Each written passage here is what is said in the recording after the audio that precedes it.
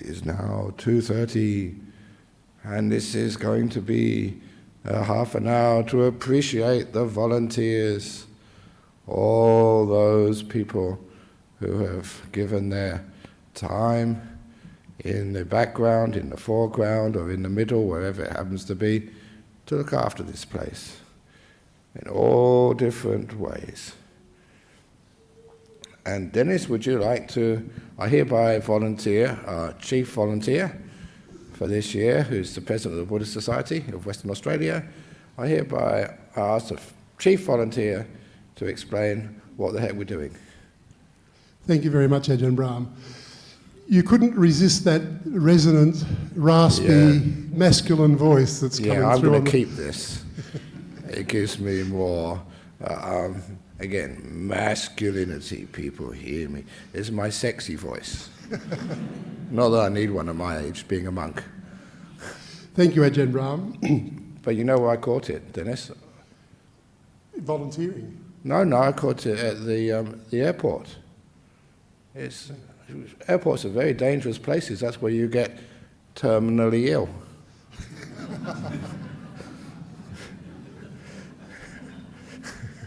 Very good, Ajahn Brahm. Okay. Well, this little ceremony this afternoon we really did want to do, just to acknowledge all of the volunteers that do participate with us here in the BSWA.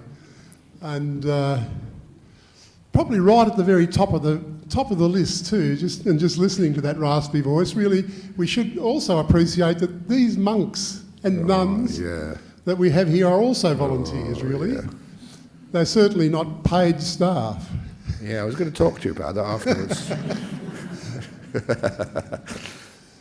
So that's really right at the very top of our little pyramid here, because I've got out here for you to come and have a look at later on if you would like, a little organisational chart of our Buddhist Society that I prepared for the AGM. But it's quite relevant here today. But you'll notice that right up the top is the Sangha, and certainly the spiritual director, Ajahn Brahm, who is, well, as you all know, plays a very, very significant role here at the Buddhist Society of Western Australia. But having said that too, I really do want to make sure that the membership here are really fully acknowledged and appreciated for all of the work that they do. I think it's very instructive to look at the structure of our society, because in many ways it's a very unique structure right round the world. The way that our Buddhist society works is in fact, I think, a very beautiful model that mirrors very, very much the way the Buddha actually asked or set out the way that a community should operate, the way that we should work together with monks and nuns and have a structure of monasteries. He talked about monasteries being far enough away, I think, far enough away from a city or a group of a place that's going to be a distracting place. And we have that. We have two monasteries. We have our Bodhinyana monastery that's maybe an hour's drive south of Perth, and we've got the nuns monastery, which is maybe 45 minutes more to the northeast of Perth. And then we have this wonderful lay community that look after all of this. So just staying with the monasteries for a while, we have the lay communities that move down every day of the week to make sure that our monks and our nuns are fed. So they're moving to both monasteries. This is the proof that they've done a very wonderful job. Maybe too much, but anyway, that's very wonderful. But then it's not only just the monasteries either. I mean, our volunteers also look after our Jhana Grove Retreat Centre, so that the retreats and that are conducted there, the 10-day retreats, the weekend retreats, they're usually always found, the food that's offered there every day is always found by the volunteers that come along to to make that happen, to prepare for it and to make it all happen. So just that much is really, really quite a wonderful thing, isn't it, when you think about it? It's a beautiful structure when you look at it, just to see the way that the lay community interact with the monks and the nuns, and the monks and nuns again in turn interact back with the lay community. And this is really exactly how the Buddha foresaw it. The Buddha foresaw that if the lay people need or want to have good teachings from good monks and good nuns, they need to look after them well. They need to provide the 4 requisites that he said, and that's what the lay people basically do. And then in turn the monastic community feed, if you like, the lay community. They bring the teachings and offer all of that spiritual advice that they're learning from their monasteries. So that in every way that you look at it, this whole enterprise is so beautifully balanced, where we learn from each other, we help and we interact with each other. But then beyond that, at our Buddhist society here, we have, first of all, a committee that works to keep this whole place running well. The committee, again, are all volunteers, and they do a splendid job, meeting quite regularly to make sure that the business of the society is working well. And this society now is starting to get very large, so the business and the size of the enterprise here now is really quite big, and we need to have quite a lot of work going into the way that everything is managed and everything is controlled. So I'll just sort of refer to the committee as a whole without sort of, because it would just take too long to go down through everybody. But there are very dedicated members of the committee, especially up in the executive area there, where we look after the finances and look after the administration of this place. And then moving on from that, we have all of these little coordination of services that sort of run down the side here, plus all of these other little jobs and duties that have done. And these things, I'm just going to get my glasses so that I can see this a little bit more clearly.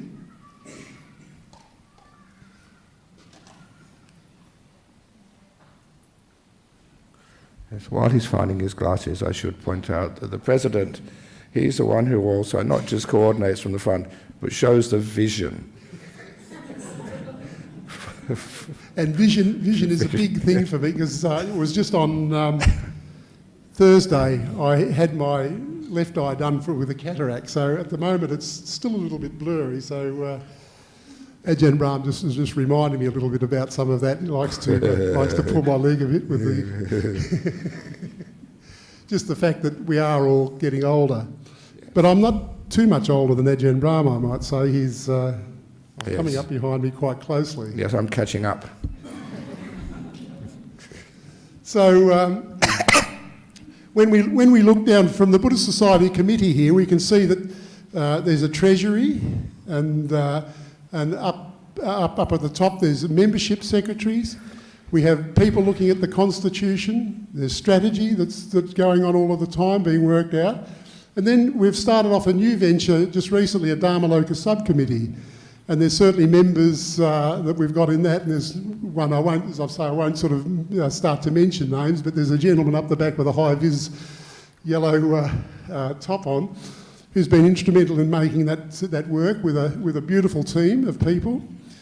And then we can see Amanda up there in that little booth up at the back.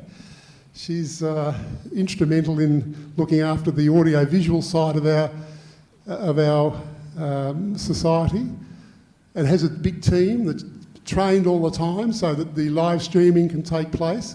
All of these things might sound quite easy and quite simple, but they really take quite a lot of organisation. There's quite a lot of organisation that goes on behind them.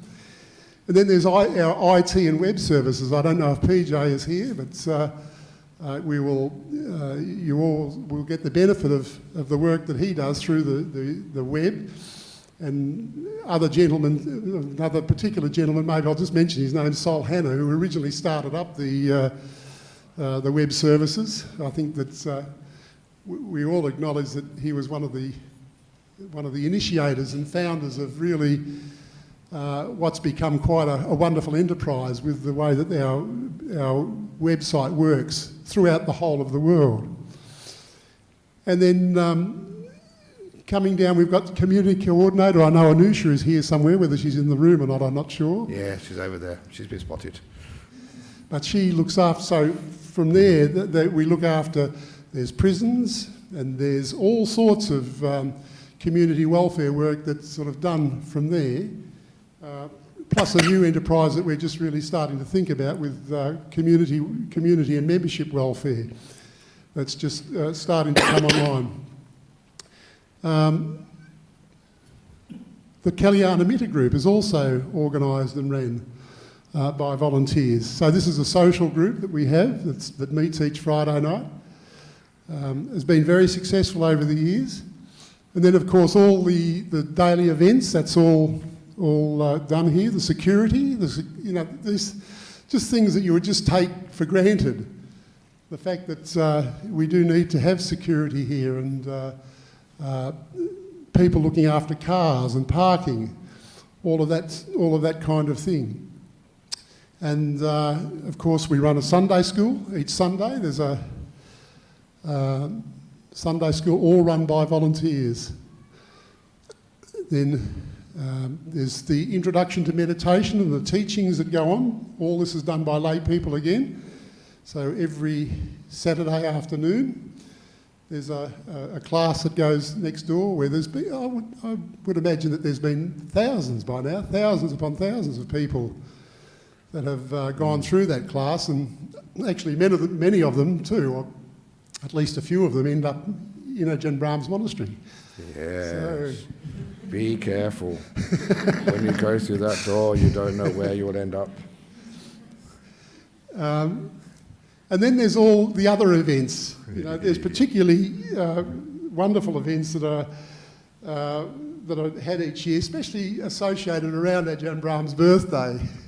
These are quite wonderful days where we have a big dinner. This is one of the few times where I don't know, I was saying a few times, I mean maybe I should need to think there, because I'm just going to say one of the few times that Ajahn Brahm gets the chance to go to 5-star hotels. Yeah. But I think Ajahn Brahm might go to 5-star hotels more than what I do. Yes. I volunteer myself to bless the 5-star hotels. He gets invitations to teach retreats sometimes at very salubrious places. But at any rate, these events, fundraising events like that are all organised by our membership, and just the dedication that goes into some of these events and the amount of money that's raised is really quite spectacular. So then we have, of course, there's the Enlightened Times, which is our newspaper or our newsletter, and then an Armadale group that's also run, that's all sort of run by volunteers. There's a whole library, the library in there. Just imagine the organisation it takes to keep that going. And the library is also a place where a lot of the payments and that come through. So these library people, the library staff, need to be skilled in many ways, skilled with being able to sort of take money through FPOST and being able to sort of order books and know which books to order and that sort of thing. So really a wonderful event. Then we have, I'm just looking at the, let's just move down here through the people that look after the reception, and certainly the administration area, and we do have some paid staff, and the paid staff are really wonderful as they kind of stay and learn how to sort of be here with the Buddhist Society. It's quite wonderful to see the work that they do. So we're very, very appreciative of our paid staff that we do have. And then all of the retreats the bookings and the food and everything like that. It's all organised by various people. A lot that I cast my eye around the room that I can sort of see sitting there and doing wonderful work in making sure everybody's happy and working well at all the retreats and the centres that we operate. All the cleaning and the maintenance, the garden maintenance and everything like that, that's all done by our membership that's here. Probably one thing that I shouldn't forget either is really there's a lot of work that's done not only by members here but also in overseas places where they do things like translation of Ajahn Brahm's books. All freely given, all this work freely given. So we're very, very grateful to all of that as well. And then there's just the general membership that sort of look after us. And I will just mention Eddie Koo, who I don't know if he's here in the room right now, but yes, over the back. He's up the back. Yes. I mean, when you see all the lighting and the decorations that go around, I'm not talking necessarily about the Vesak Day Celebration decorations that we've got going up outside. That's sort of a different thing again. But Eddie is always there, doing things for just to make us all happy, to make this centre just a better and more wholesome place to come to. So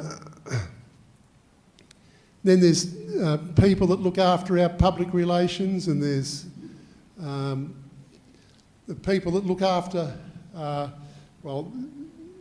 just looking at the list, there's even marriages. So I do a few marriages. Ajahn Brahm certainly... I've married many women. And men as well. Yes, indeed. And men. Yeah. Oh, yes. So you can see just from that list, and it's by no means complete, that our volunteers are very, very important to making our whole society work so well. And I think that you can see that by any stretch of the imagination, the model that we've got here for this place is a model that's being sought after by many people around the world. Just to look at our constitution, just to see how it has been set up. It's been set up so wisely by some of the people that began here all those years ago when we first started. When we first went to Ajahn Chah and asked if he would send some monks over to the little fledgling group here in WA. So, without further ado, I'll now hand over to Ajahn Brahm so that he can sort of complete his thoughts, or complete my thoughts on this, and wish you all a very, very happy Vesak Day. Indeed, sadhu, sadhu, sadhu. So thank you, Dennis.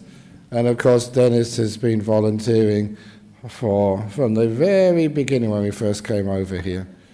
And the volunteering is, part of a Buddhist tradition. There are different ways of doing dana, and it's wonderful that, again, that some of those volunteers have ended up in robes. See a few of them over here. So welcome.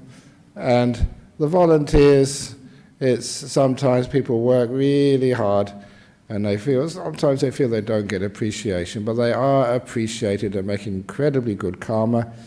And they're always at the end of your life, or even before, I shouldn't talk about the end of my life, or the end of your life, or end of our life, that when we start to look back upon what we've done, and all the different people who have volunteered, given their time, even the people who we employ here, they give much more than any normal person would give if they were paid. So they give always extra, which is a wonderful thing to appreciate. And it also means that you see just sometimes volunteers that are trying their very best. So whenever a volunteer does, maybe it's not quite perfect, maybe it's just not the best, but that's not the point. I always thought that it doesn't, if you want to get the best parking, the best sweeping, the best gardening. You could employ someone and spend millions of dollars, but that's not the point. We're not in here to develop the infrastructure. We're here to develop the people. People are more important than things. And always remember that the volunteers, their happiness, their well-being, that is more important than getting it done to the best possible finish. Remember that I had to volunteer when I first went to Bodhinyana Monastery, and I learned how to be bricklayer, and I had 2 bad bricks in my wall. And that was wonderful. It's a wonderful story, a great anecdote. And so even now, all our volunteers, we don't expect them to be perfect. They all have 2 or 3 bad bricks in their wall. Take Dhammaloka Nuns Monastery, for example. I better stop. But the point is that we're all giving with a very good heart. So you measure people's volunteer capability not by what they achieve, what they get done, but how they get it done, how they perform, and how they give as best they possibly can. And if it's not finished today, it can be finished tomorrow. If it's not finished tomorrow, next week. If it's not finished in your lifetime, your next lifetime. The wonderful thing about being a Buddhist is we're very patient. Not this lifetime, the next. So no big rush. So the point is that we're all giving with kindness and in a good Buddhist way. And it also means that you meet other good Buddhists, people who are not really into criticizing. Well, a few people criticize one another, but that's just testing you out, just to make sure that you remember your Buddhist principles, that criticism, that even the Buddha got criticized, so what can you expect? You get criticized, but when you get criticized, always remember to keep both ears open. So it goes in one ear, out the other. But when you get praised, always remember to block one ear up so it can actually goes in and stays there, which is much better. If you don't have to do that physically, just remember that praise and blame are part of the world, so we don't need to make it a big deal. But instead, we appreciate all the kindness, all the giving in financial giving, volunteers from overseas as well, who come here and just ask, is there any project we can help out with? And one of the reasons why, when Dennis said a lot of donations come from overseas, is because they visit here. They have a look and see, how is the money being spent? What's it being spent on? Is it that some people are just doing this for their ego or for their... And that's one of the things that most of nearly all of the volunteers, you don't know who they are. They're down there in the back, sitting amongst you, working so hard, doing things which they just do in the background. And they keep on doing this and doing this and doing this, day after day, month after month, year after year. It's their life. And they're so happy to be given the opportunity to do something wonderful to give. Because in our life, yes, we have a family, but this is another level of family, our community. We realize we're making a much better community by our volunteers. Yeah, there's all sorts of stuff which we do, and some of the letters and some of the the words which we receive. It's not just me. It's just because someone like Ayahasapanya gives a talk and it just hits the spot with someone at the time they really need it. Or there's a book which is put out and somebody reads that book and it's just what they need at that time.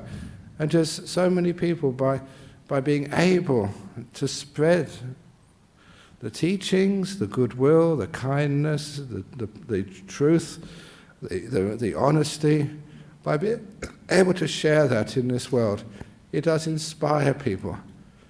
And it inspires them so much that it does literally save their lives. It does save their marriages. It just actually gives them meaning in life. It gets even illnesses. I shouldn't I feel like a bit of hypocrite today, saying that good meditation heals your illnesses, but at least it gives you a good attitude if you've got an illness or a cough. But the main thing is it does increase a sense of happiness. And so there's thousands of volunteers of this Buddhist society. And some of them, you don't even know them. They sometimes just offer on money online, or they give their support overseas, or they're just in different parts of the country. There's people even listening online today, because this is streamed all over the world. And all those different people in different places, they also want to contribute in many, many, many different ways. There are volunteers, there are community, there are Kalyana Mitra, noble friends. Even though we don't know their names, we don't see them. They're a part of people who volunteer their time, their energy, their effort for something much, much bigger than themselves. And so for all of those volunteers, there's nothing much we can give. In fact, they don't really want much, because they know the happiness which they get from giving and volunteering is something which is so, so precious. But nevertheless, we want to acknowledge the thousands of people who make even this little hall you're sitting in right now a place where it's comfortable, safe, and clean, and all the facilities are here for you.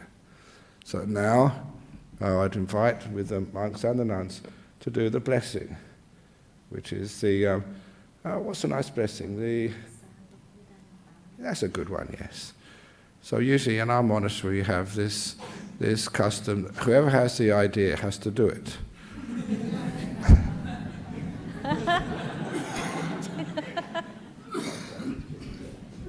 Okay. So we'll do the blessing of the Chulamangala Sutta, the Sabbabuddha. This is dedicated to all the volunteers.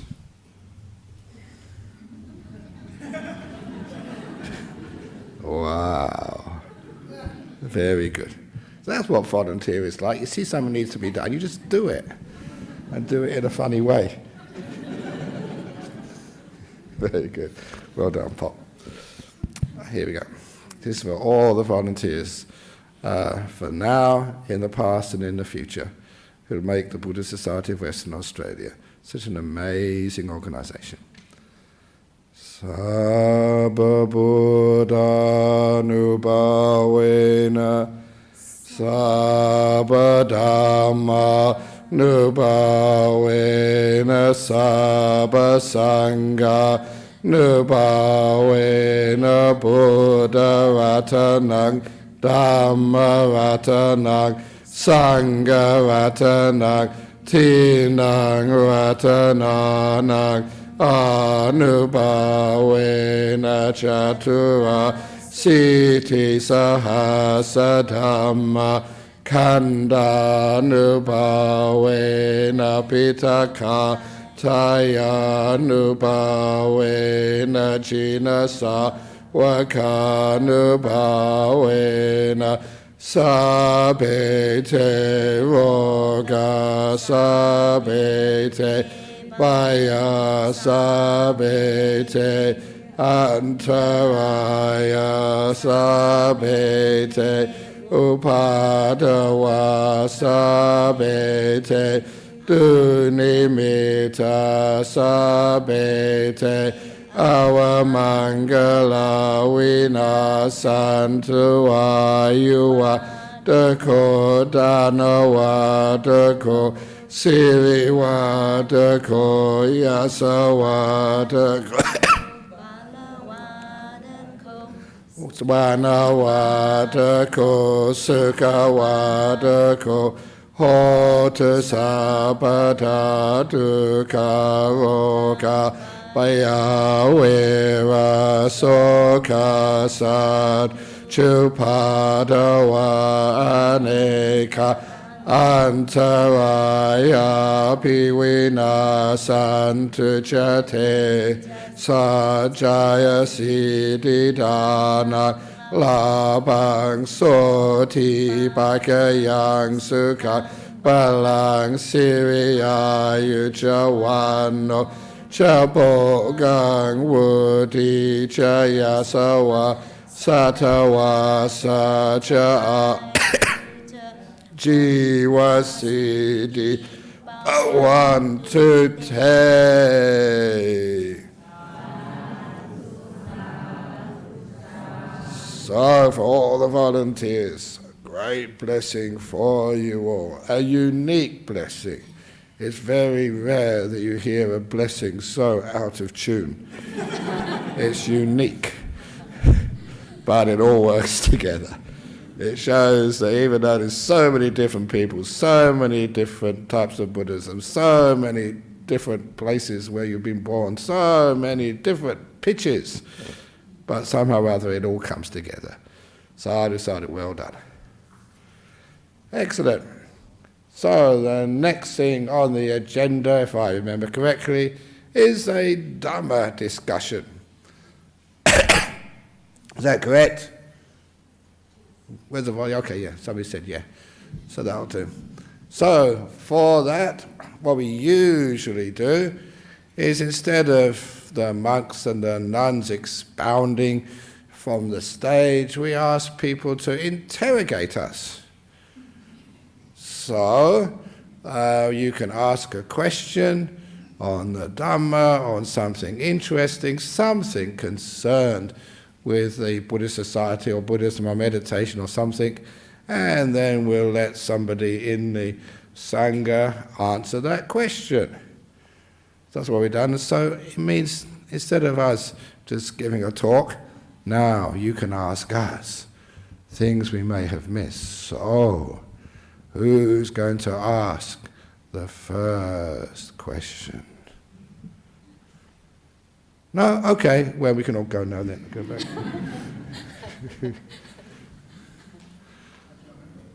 Okay, yes, Steve. Oh, Mike, yes.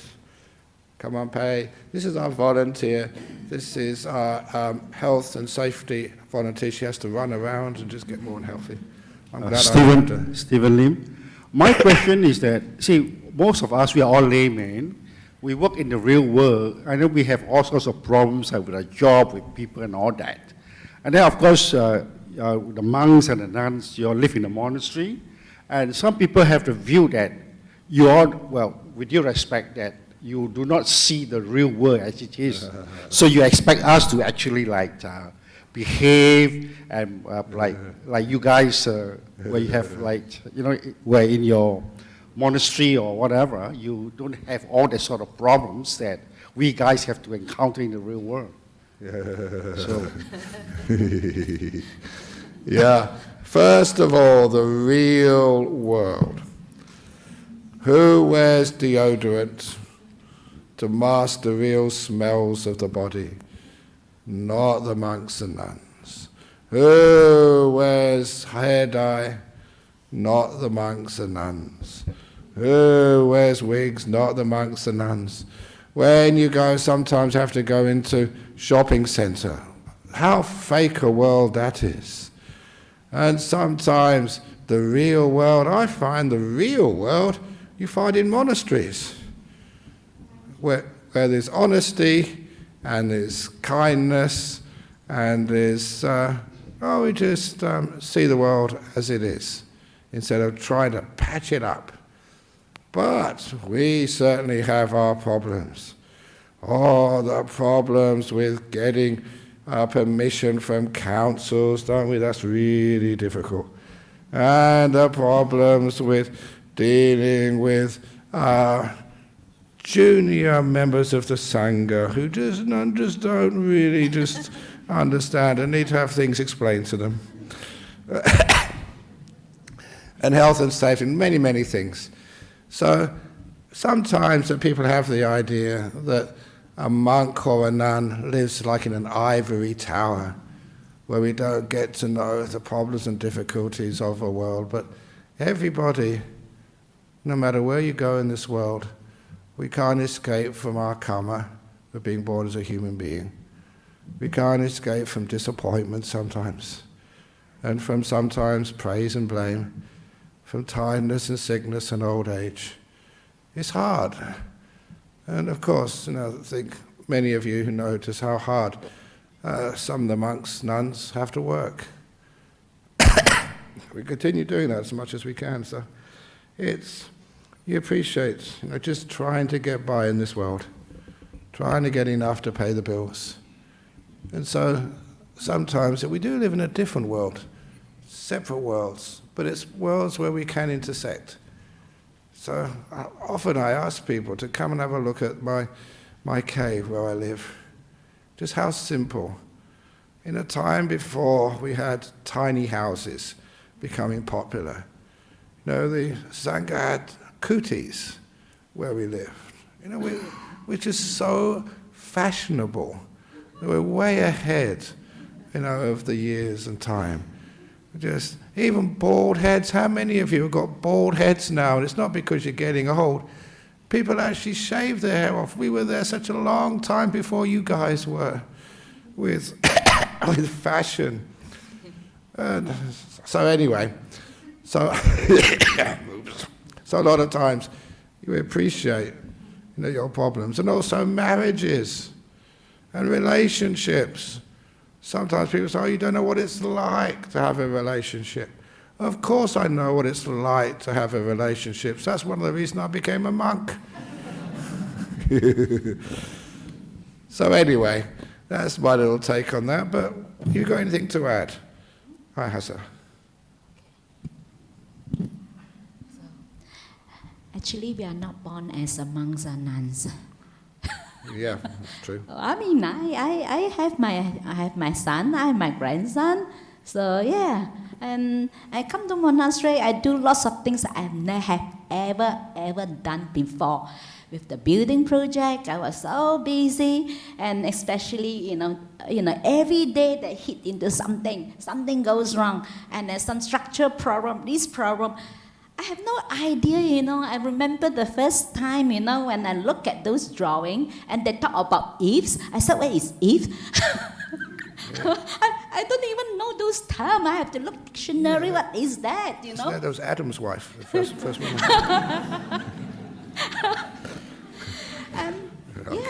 And I have to deal with all these things, deal with our builder, and we have structural problems, and then you have to meet every day. You don't know what you're going to hit, because and then you have to force to make decision right now on the spot, because you have to solve the problem right now, because all the traders line up.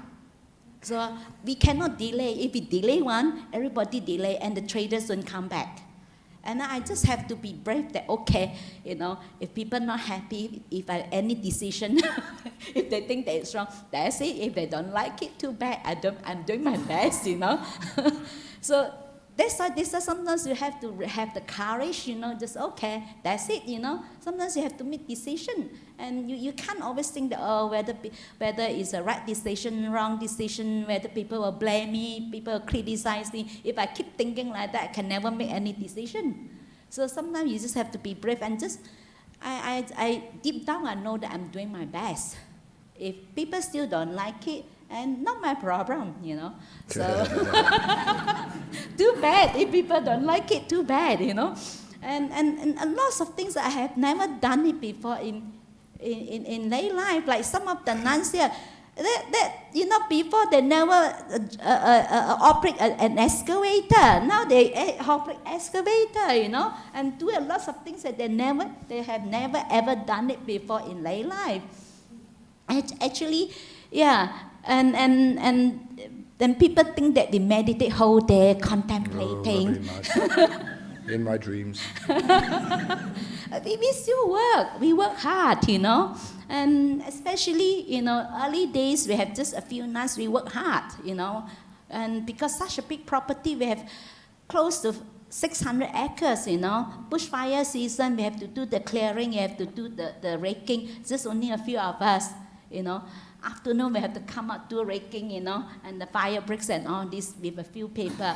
Work so hard, and then last time we don't have this the gravel pit there. We revegetate the area, and we don't have this irrigation. We went to the first dam, you know, to take water and walk up to the gravel pit and hand water. My face like a strawberry. It's so hot. Really hard work. People have no idea. But now, I think now the junior one now come in that they don't want as hard as we do. No, I appreciate that. When I was I a young used to monk, climb up to the roof and do all sorts of things, you know. Yeah, but now, I do, yeah. as you grow older and you become more senior, then actually you don't move your body so much. Then you move your mouth, yeah. exercise. That's what you can see, become all round. Yeah, very good. Yeah, I mean, we are not born as monks or nuns. It's not that we never see the world before we seen it, you know. And yeah. we still, you know, we still human beings, isn't it? We still need to eat, you know.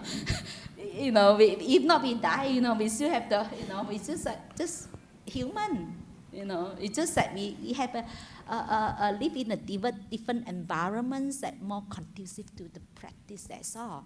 And then beside that, you know, we are just like anybody else. We have very nice bosses, don't we? Yes. You're the boss, that's what you're the boss.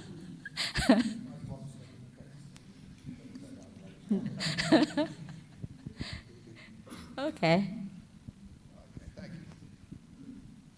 Any more questions, comments? Ajahn Brahm, I believe that on Thursday or Friday last week at the monastery was Fish and Chip Day. I'm just wondering if you managed to get all the chips that you were expecting. How did you know that one? I've got a spy. Oh, that was a lot of suffering. Oh, terrible suffering. Because somebody bought some fish and chips from a very nice fish and chip shop. And then when I saw it on the table, saw the fish, couldn't find the chips. And what's the point of having fish without the chips? It's like having spaghetti without the sauce. It's like having the papaya without the chili. It's like, and so I thought, oh well, I'm used to suffering, so I just let it go. Until I found afterwards, Dennis, just after I finished, you know, talking to people and looking after everybody after the meal was finished, I came down at 12:30, and the guy said, I found the chips. They were under the table, someone had hid them. And so this big pile of chips, and he showed them to me, and you could see them, a whole heap of them, you could smell them. But it was past 12:30, I couldn't eat them. I said, what'd you do that for? So we do have suffering in our monk's life. But nevertheless, I'm used to suffering. Yeah, the birds were happy. So out of tragedies, there's always somebody gains out of this. So there's lots and lots of birds come to the monastery. When you see them at lunchtime, as you know, because they know when the food is. And they had a ball, you know, eating chips. All those birds, the parrots and the magpies, they had a wonderful time. So I dedicated my loss, my suffering. May all the birds be happy and fat. And I think they were. Who told you that, Dennis? I better be careful of what I say in monastery. Got too much spice. Like boss like bird. Yeah, boss like bird. Okay, little bird told him. Okay. But anyway, I do well enough for food. Any other questions? Serious question? Is a question somewhere? No, she was just... Yes, a question over there to your left. Yeah. as a Buddhist, I understand that we're not allowed to do certain things like drinking and lying and stuff like that. But I guess what I want to know is, what if we do those sinful things, but with a good intention behind? So the act itself and the intention behind, like how do they relate? Like using white lies. I mean, I've lied so many times to my friends just to make them feel better. And I know that those things are not really true, but I still said it because I knew that those lies are going to make them feel better. Okay, doing sinful things. So who's the expert in Dhammaloka Monastery about doing sinful things? Maybe Vesak. I don't know how to tell lies. You said you weren't born a nun. No, I find it difficult. Maybe one is give it to Vesak Upeka. You're sitting there, come and share it around, come on. About doing sinful things.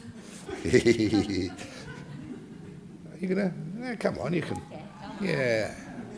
Share the embarrassment. I really don't know the answer. I also tend to try and make people happy, and sometimes go, yeah, when I go, oh. Yeah, well, I guess you go by how it makes you feel. Like, if you've told a lie, you feel a little bit not quite good. And so you might have told a lie to make that person happy, but afterwards, if you feel just not good about yourself, then it's just not worth it, you know? So, and how to get out of it and not hurt somebody, I don't know. You just and are. I don't know. Does anyone else have anything to say? Like, what about this side? What about Venokasapa?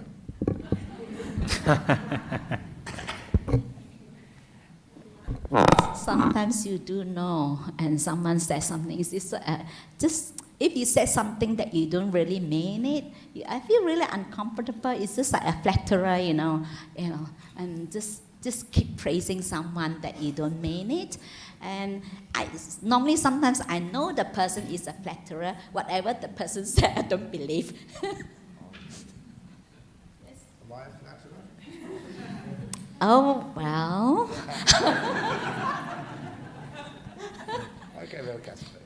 Okay. So the thing with the precepts is that they lead to blamelessness.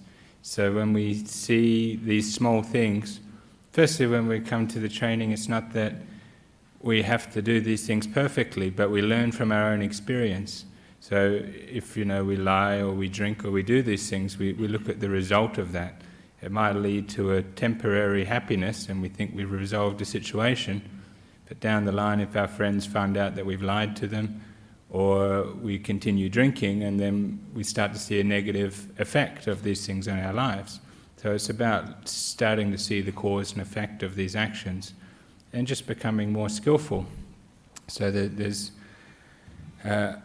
there's ways of dealing with situations, like if you know you're going to go into a situation, then spend a bit of time meditating beforehand to get some positive mental states up, so you have some skillful way of dealing with that situation, because it's kind of the easy way to lie and say something, but then you're breaking somebody's trust as well. And also when you go to meditate, you kind of have to let go of these things and forgive yourself of them to be comfortable with yourself. And so the Buddha kind of bases our mind on a blamelessness. And when you have this blameless state of your virtue, then you have bright and happy states of mind. And then they influence the people that you're around. So in effect, even if you're having to say things which are truthful, you can do it in a skillful way, but then the positive person that you are, because you have that blameless bliss inside you, will be more of an impact on those people. So yes. Very good. Yeah. Hello. Hi. During meditation, say over the course of a couple of months, you start to notice some kind of habit of a pressing thought of a certain topic. Do you ever encourage introspection during meditation, or do you reserve that for outside of meditation? Oh yeah, there's sometimes that's a skillful means to something is keeping on recurring. You know why? And just try and find the cause of it, why that happens. And sometimes it's something, you know, quite simple. You know, like I was saying, there was a meditator last Rains retreat who was, she was getting some very weird states, and they thought it was actually a stroke. But it wasn't anything except that she was dehydrating. It's something ordinary, simple, which was very easy, by just drinking some more water. So sometimes the problems which we face, even in meditation, you know, maybe you feel sleepy, you know, it's a recurring thing, then just open the window, get some more air. Or just, you may be restless, instead of trying to stop the restlessness during the meditation, just what were you doing before you sat down to meditate? And because you take that into your meditation with you, you're behind the normal state of peace. You've been rushing around, just cleaning up everything and even doing good stuff, like you were doing down at the monastery the last few days. But still, that if you want to meditate, just relax first of all for the first 5 or 10, 15 minutes. So when you go into meditation, the restlessness has been pretty much dealt with. So introspection during the meditation, fine. But the problem is that sometimes when you get into deep meditation, you get to that stage of meditation, the mind is really clear, and you can think about anything, which is so easily. I remember some of the best Dhamma talks I could give when I was in deep meditation, and everything was so clear. I wish people could hear this. It was so profound. But I realized that was indulgence. I should have just stopped and just gone deeper into meditation. It's almost like Mara, his last line of defense to stop you getting enlightened, is to give you the idea you're the best Dhamma teacher since the Buddha. So, shh, and just go deeper. Anything to say on that? Very good. Are you flattering me? Do you really mean that? Or? Okay. Thank you for that meditation question. Hi, I was just speaking to some friends about this earlier, but I was just wondering what the difference between Dhamma and Sutta is. Dhamma and Sutta. So who's going to answer that one? I don't know. I don't know. Of course you know. Okay. Oh, difference between Dhamma and Sutta. Like Sutta is like the teachings of the Buddha as best we know them. And for those of you who want to find out, what suttas do we know were actually taught by the Buddha, what are original, then there was a great work done by Ajahn Sujato and Ajahn Brahm called the Authenticity Project. And I think that there was a series of lectures given here, and that should be online somewhere. Highly recommended, about early Buddhism and why we can actually take something like a sutta and realize that no, this was not taught by the Buddha, it was added later on, and how we can take something that really was taught by the Buddha. The evidence is quite compelling. It was original, taught by the Buddha, and that's called the suttas. And the suttas is the vehicle which actually encapsulates and carries the Dhamma. And that Dhamma is the best description of Dhamma was given to me by Venerable Bhikkhu Bodhi. This experience right now, what you're experiencing right now, where it comes from, the why, the source, the origin, that is called Dhamma. Where it leads to is called, atta, the benefit, the meaning. But actually the why, the rules, the laws of the mind, nature, how it works, that's the Dhamma. So the Buddha spent his life explaining the Dhamma, teaching it, explaining it from this direction, that direction. And that was encapsulated in these books, teachings we call the Suttas. So the Suttas contain the Dhamma. Because people always have arguments, and you may have your favorite teacher, but as a Buddhist you should never take refuge in Ayahasapanya, or Ajahn Brahm, or Ajahn Chah, or Thich Nhat Hanh, or His Holiness the Dalai Lama. We always take refuge in the Buddha, the Dhamma, and the Sangha. Not one particular monk or nun, no matter how much you revere and venerate them. So that's really important, because sometimes people say, oh, I'm a disciple of this teacher. My teacher says this, and your teacher says something else. My teacher's more enlightened than your teacher. No, they're not. My teacher is more enlightened than your teacher is enlightened. And that's where we get into a lot of spiritual materialism and spiritual one-upmanship. So we take that away.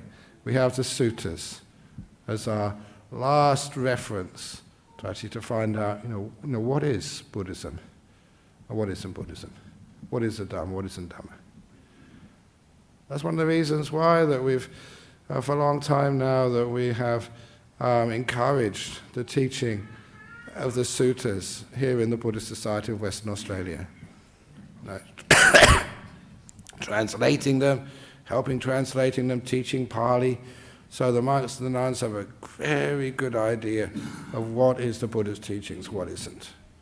And the same with the lay community. It's not just for scholastic reasons, it's so you can be sure that even when you see your monks and nuns, you see the Bhikkhuni Sangha. Where did the Bhikkhuni Sangha come from? It was there in the time of the Buddha. It disappeared, and people said, oh no, it's gone forever.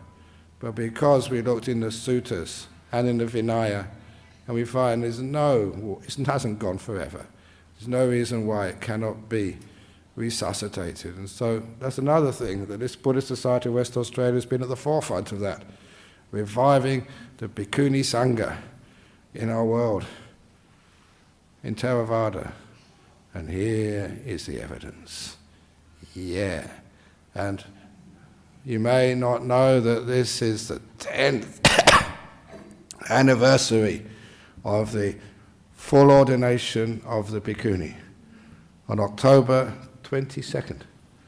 October. And your mighty birthday as well. But that's not as important as the 10th anniversary of the full ordination of Bhikkhunis here in West Australia. Sadhu, sadhu, sadhu. So that will come from understanding the Suttas and the Dhamma. Yes, Ananda. I was over there first of all. Oh, a question. This question is to Ajahn Brahm, the monk and the nuns, okay, That the Buddha was telling us that our mind is the forerunner of all states. Don't you think we can pretend you're happy when you're blue? It isn't very hard to do. Don't you think we can just put in all the good thoughts, to drown the negative thoughts, to make ourselves happy?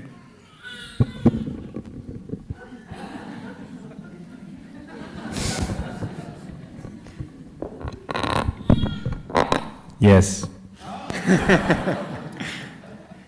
No, there's something to that. I mean, the Buddha actually said there was four types of practitioners: the fast and easy, the slow and easy, the fast and hard, and the slow and hard. So it's really up to us whether we want to bang a head against the wall or whether we catch ourselves and then do the Ajahn Brahm push-ups.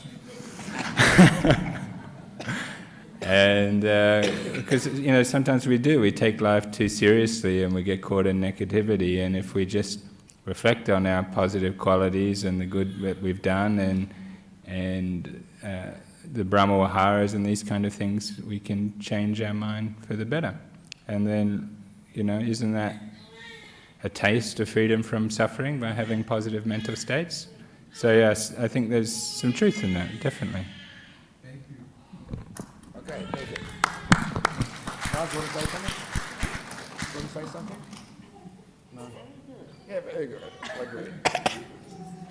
There was Ananda had his hand up, so it's... the mic, where's Mike gone? Mr. Mike, Mrs. Mike, oh, Payne, Ananda had a question, then we have some from overseas.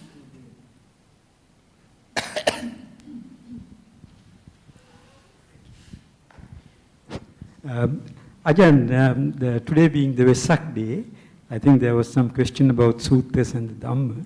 The thought came to my mind that I just want to ask you, Majjhima Nikaya 123, Ashcharya Adbhuta, wonderful, marvelous about the Buddha's life, birth and the enlightenment, the passing away.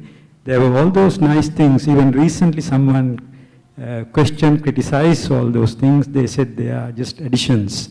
But these are the wonderful things that happen on the birth, and also at the time of, I think Hasapanya mentioned about touching the earth, those things. And people seem to be, without knowing, without reading, simply criticizing even the Buddhists. I would like to see your views on that one, especially today being the Vesak Day. And also I remember, I think Venerable Analya has done a comparable study on this 1, 2, 3. Yes. Majjhima Nikaya 1, 2, 3. Ashcharya Adbhuta, which is wonderful, marvelous sutta that he says it is fairly clearly evident even in the Chinese Agama as well. Yeah. And also I think Buddha said, if anyone has, I think it's in the last paragraph in the Alagadupam Sutta that anyone has just love, just faith on me, that they will be heading up on death, but not down. So I just would like to have your views and advice on that. Thank you. Yes, it's sometimes as a modern person, we're highly educated, and there is some things which we experience, we say, no, that can't exist. That goes against science. It cannot happen. But of course, you know, Ananda, that I was trained as one of the hardest scientists in theoretical physics. And even in theoretical physics, in quantum theory, there's some really weird stuff which is true. And that begs the question, just sometimes, when strange things happen and you experience them, you see them, is it the case that this is not true, or is it the case that your framework of understanding by which we interpret this world needs to be expanded? We're only seeing a narrow spectrum of reality, and everything else we deny, no, it cannot exist. And an example of that was simple things like acupuncture. I remember reading articles about acupuncture when I was young. It cannot exist. You cannot give a person an operation just by putting needles into their meridian points or whatever, until a group of doctors from the West went over to China or somewhere and actually saw it happening. It worked. And so what happens, it expanded our understanding of this world. And some of the stuff you see about the amazing, to see almost what maybe doesn't fit in, to our world, at least our world view by most people, a lot of times our own experience expands that. We see it actually does happen. And we have to just rethink our ideas of what's possible, what's not possible. And this is especially for people who manage to practice this Buddhism of meditation and get very deep in meditation. That opens up a huge area, of things which most people in the world think that's impossible. You're just imagining things like previous lives, like even psychic powers and stuff. See how that can't, but you're hallucinating, but it's real sometimes. So that's one of the reasons why, if you've had some deep meditation, you can understand by some of the things which the Buddha said, like being able to sit for 7 days without moving, just after becoming enlightened, just in bliss. Can't be true, but it is true. Has been done. So, little by little, be skeptical. but also be skeptical of skepticism. So sometimes it means that one hasn't had the experience yet. It may be true, but wait and see. Even things like rebirth, reincarnation. I really sort of was surprised that people don't have open minds. They've already decided that it doesn't exist, in spite of any evidence. And such people, they're dogmatic. They've decided without any consideration. Maybe even if somebody coming up here a couple of years ago said they like everything about Buddhism, but the one thing which they don't like was the idea of reincarnation. And they were just, I think they were a scientist, and they said, well, what's the problem with it? He said, there's no evidence. Of course there's evidence. I was citing this, and this. Have you seen the evidence yet? Oh, no. So that's sort of ignorance. So one of the reasons why that some of the amazing stuff which you see in those suttas, maybe they are true. If you haven't experienced it yet, don't just dismiss it. No, it can't be true.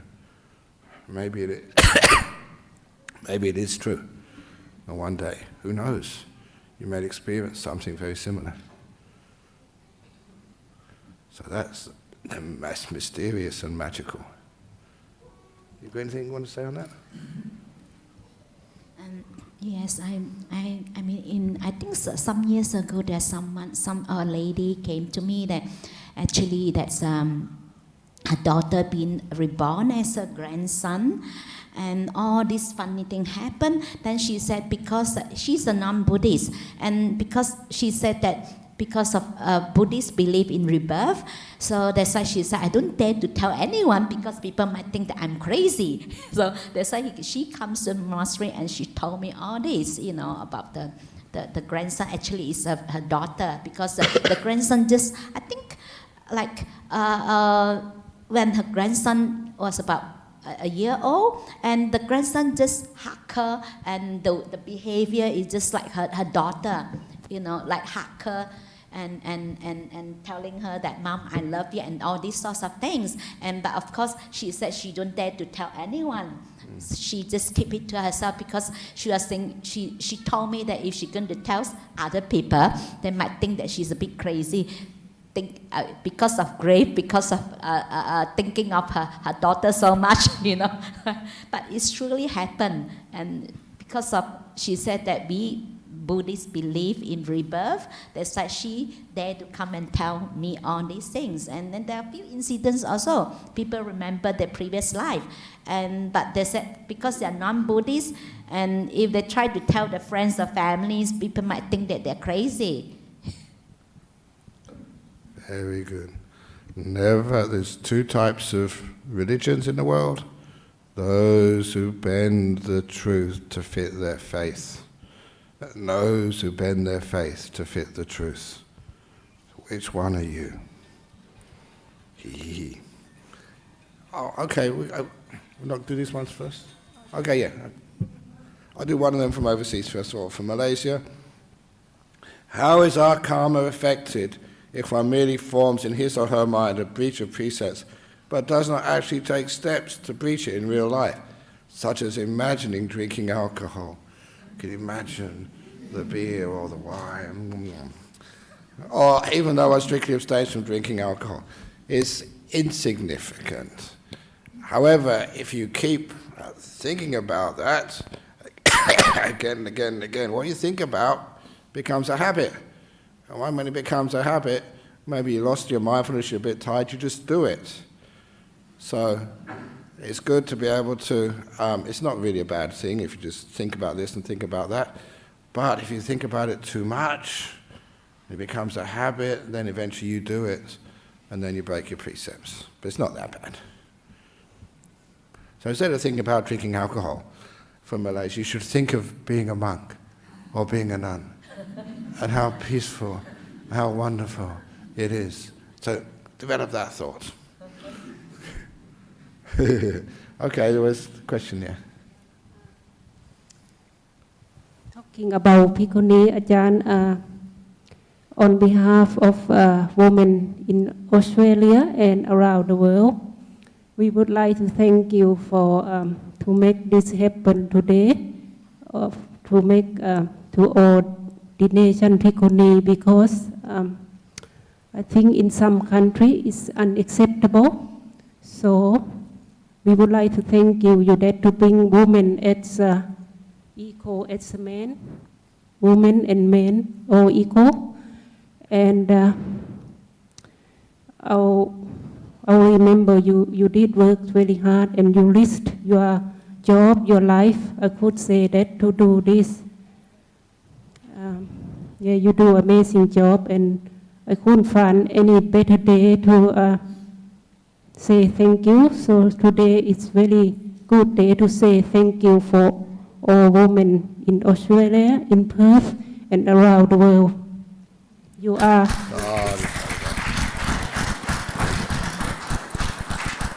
I would like to take this opportunity to express our gratitude and appreciation for all the supports, and without Ajahn Brahm and his monk support, I don't think this Bhikkhuni ordination be possible. Because I remember that day, the day before the ordination, actually we are really so pressure. And been, so many phone calls, try to convince us to withdraw and things like that. But the monk really stood by us, and we really appreciate. Without their support and they stood by us, I don't think this is possible. So I want to thank you for Bodhiyana Sangha and Ajahn Brahm. Thank Very you. good.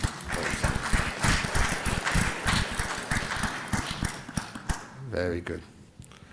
The next question from over here, anyway, is, I am an artist, but sometimes I feel like creating artwork through painting is boosting my ego and sense of self-identity. Is it possible to be an artist and still let go of the ego? I think sometimes when you're an artist, that to be able to do something and really let go and let the painting or let the artwork just be something which transcends you. And I know that sometimes that, even like giving a talk or doing some chanting, if I get in the way, and Ajahn Brahm, I'm afraid of making a mistake in the chanting, or afraid of saying something wrong in the Dhamma talk, then it never flows. And there's too much ego inside of me. And so I remember an occasion, it was one of the first times I gave a really big talk, I think in Singapore, about 3,000 or 4,000 people in an audience, and just me giving a talk, no backup, and just facing. I thought, what am I got myself into? I never became a monk, thinking that I'd ever become just a person giving talks to such a large crowd. But then I stopped myself and think, no, it's not me giving a talk. I said, it's my teacher, Ajahn Chah's giving a talk. Because he trained me, he brainwashed me, he was the one who encouraged me. So I actually just passed the ego back to my teacher. And I thought, I'm not giving a talk tonight. My teacher is. This is my act of gratitude and my act of thanks to my teacher. And so I'm not giving the talk this evening. Ajahn Chah was. And then when I got out of the way, if it's good talk or bad talk, pass it back to Ajahn Chah. It's his fault for not training me properly or for training me well. And that way, he's got rid of the ego thing. And it was a lovely talk, and it took all the pressure. It's the same when you are creating an artwork. I don't know who your teachers, who your main influences are, but it's like channeling them. It's not your work. It's your teachers, your life, your parents, your lovers, your main influences, the people who have really influenced you. They're the one who's doing the artwork, not you. And that means that the ego steps out of the way, and it usually becomes a very wonderful piece of a wonderful exercise. So that's my answer. You got any answer for that to add? Anything you want to add to that about doing an artwork? It's good to be able to express your emotion And it's really helpful, because sometimes nowadays people using art as a therapy. Actually, it's quite good to express, because sometimes we need to release our emotion, and this is a more skillful way through art, to release that. And yeah, I think it's wonderful. Very good. There's another question from the floor before I got one more from the internet. I'll go do the last one from the internet here. For the United States. And this is where people are listening in from all over the world to this afternoon. We're very fortunate to be able to have this live here. But people know this is happening on Vesak. They don't have a temple close to them. And so they're celebrating their Vesak online. And it's a wonderful thing that they can be able to do. And this is from the United States. How does one avoid the trap of labeling oneself a bad Buddhist and further strengthen our egos? It's very good. Even calling yourself a bad Buddhist is more ego. Especially, is it the case of the three conceits that Ajahn often talks about? The conceit that I am better, I am worse, or I am the same. In other words, we don't label ourselves. So you're not a bad Buddhist, you're not a good Buddhist, you're not an ordinary Buddhist. You're just in training. Is a person at school a bad kid or a good kid? They're just learning, they're going through the training where they develop. And of course, everybody makes mistakes, and we learn from our mistakes. So we're not a bad Buddhist, we're just acknowledging our mistakes, forgiving them, and learning. So we're growing. So never call yourself a bad Buddhist. Say, call yourself a growing Buddhist. Learning, becoming better. Anything you want to add? Very good. Very good. Very good. Carry on. Ajahn Brahm, you go for interview, so he will say, okay, very good, keep carry on. Okay. That's right, yeah. That's it. So I've just broken all my precepts, and I come and say, very good, carry on. So what are you up to? So, some more questions? It's another, what time are we going on to? 4:30, isn't it? Long time, yeah. Yeah. Oh, it's only 4 o'clock. Not yet, 4 o'clock. Okay, some other questions? Yeah, okay, yes. Very good. Just would like to know, can Buddha emit like those lightnings from his body? And can he fly or walk in the water? Because I've seen that, like those sort of things in some books, and also some statues of Buddha doing all those things in some countries. It's that sometimes that, oh, here we go. You're talking about the person who was a Buddha or other enlightened beings throughout the ages? The Buddha. The Buddha. And also, I don't know what to call, it's like that little thing between his eyebrows, that thing actually emits some sort of little lights. tuft of hair, yeah, like a mole. Okay. But it was some of those things that which people said would distinguish the Buddha from any other human being. There were just too many other cases where that people came across the Buddha and they didn't recognize who the Buddha was. He just looked like another monk. So the best story was, many of you have heard this before, where one of the disciples of the Buddha went to the west coast of India and set up, a sangha there. And one of this monk's disciples decided, after having his initial training, to go and meet, his teacher's teacher, the Buddha. So in those days you had to walk. So he was walking in stages from the west coast to the Ganges Valley. And along the way on the journey, that he went to It was like a potter's workshop, and asked if he could rest for the night in the lean-to. It has some straw there. He said, yeah, sure. And an hour or so later, another monk turned up, who also asked if he could stay the night there. So these two monks didn't know each other, were resting there in this workshop, and one of them started meditating, so the other one meditated, and when the other one opened their eyes, the second one was meditating, so they meditated as well. So the two monks meditated all night. And in the early morning, before they went off on alms round, the one monk said, oh, you're a very good meditator. Who's your teacher? And he said, oh, my teacher is a disciple of the Buddha. You know, he lives on the west coast. And said, very good. And what are you doing? I said, I'm traveling to meet the Buddha. And then the traveling monk said, and who's your teacher? And the other monk said, I've got no teacher, I'm the Buddha. I spent the whole night with the Buddha, and I didn't recognize you, I'm so sorry. So it was one of those examples there where, the Buddha appeared just like any other monk. So indistinguishable.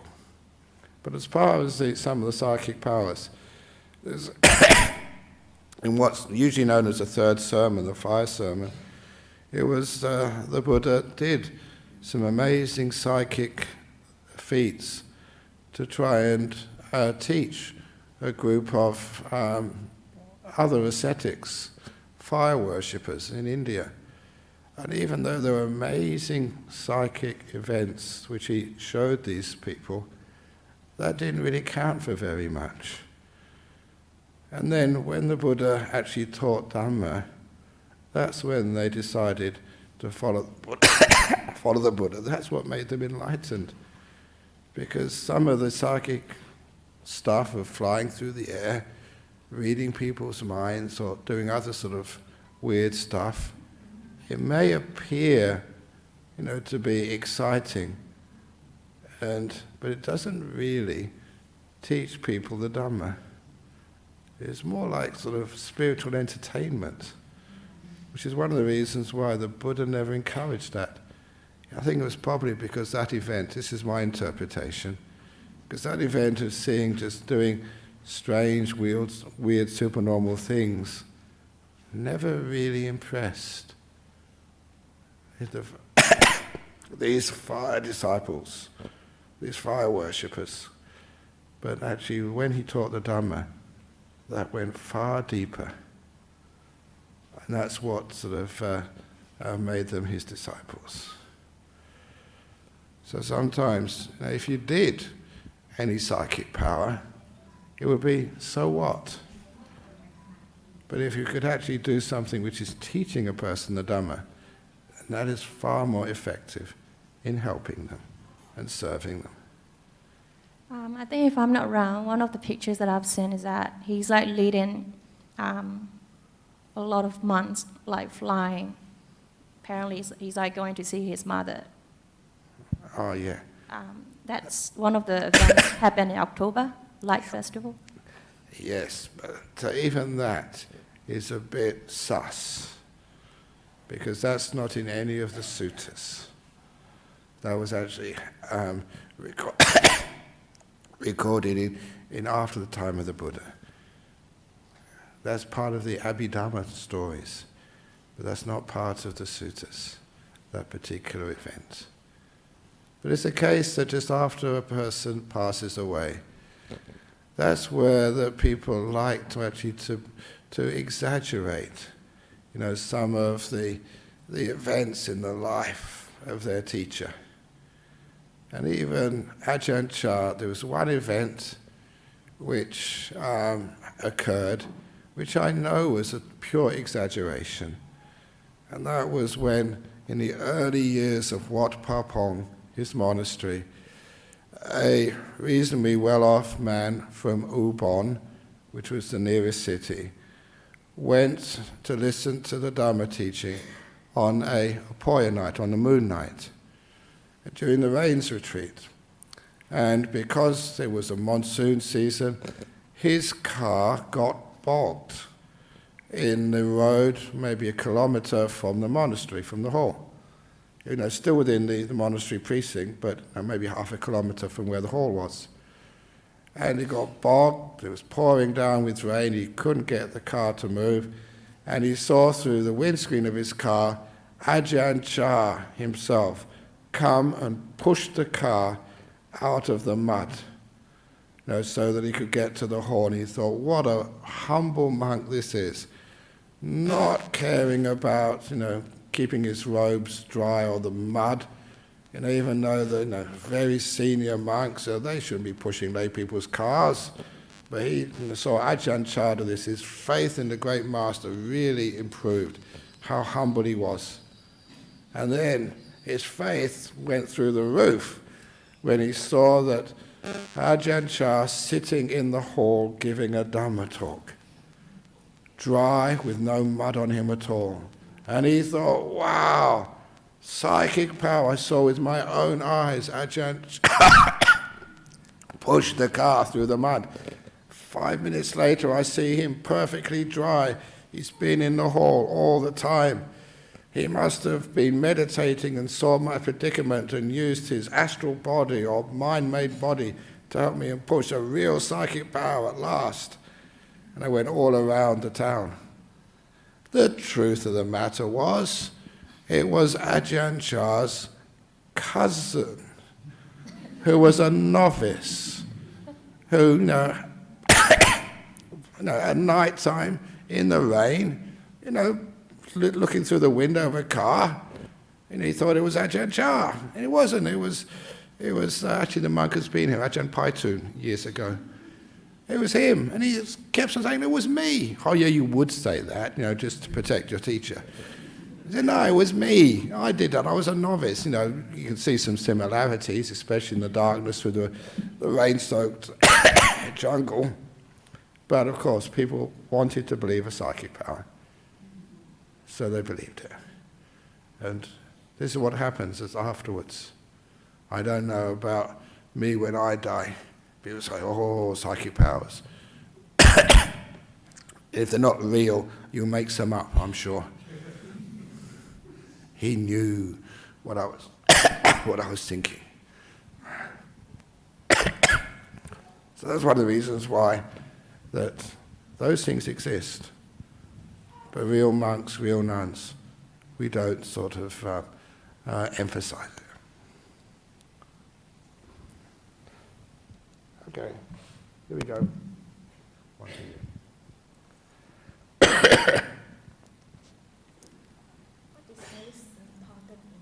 Oh yeah, yeah. Using microphone is most important in this life.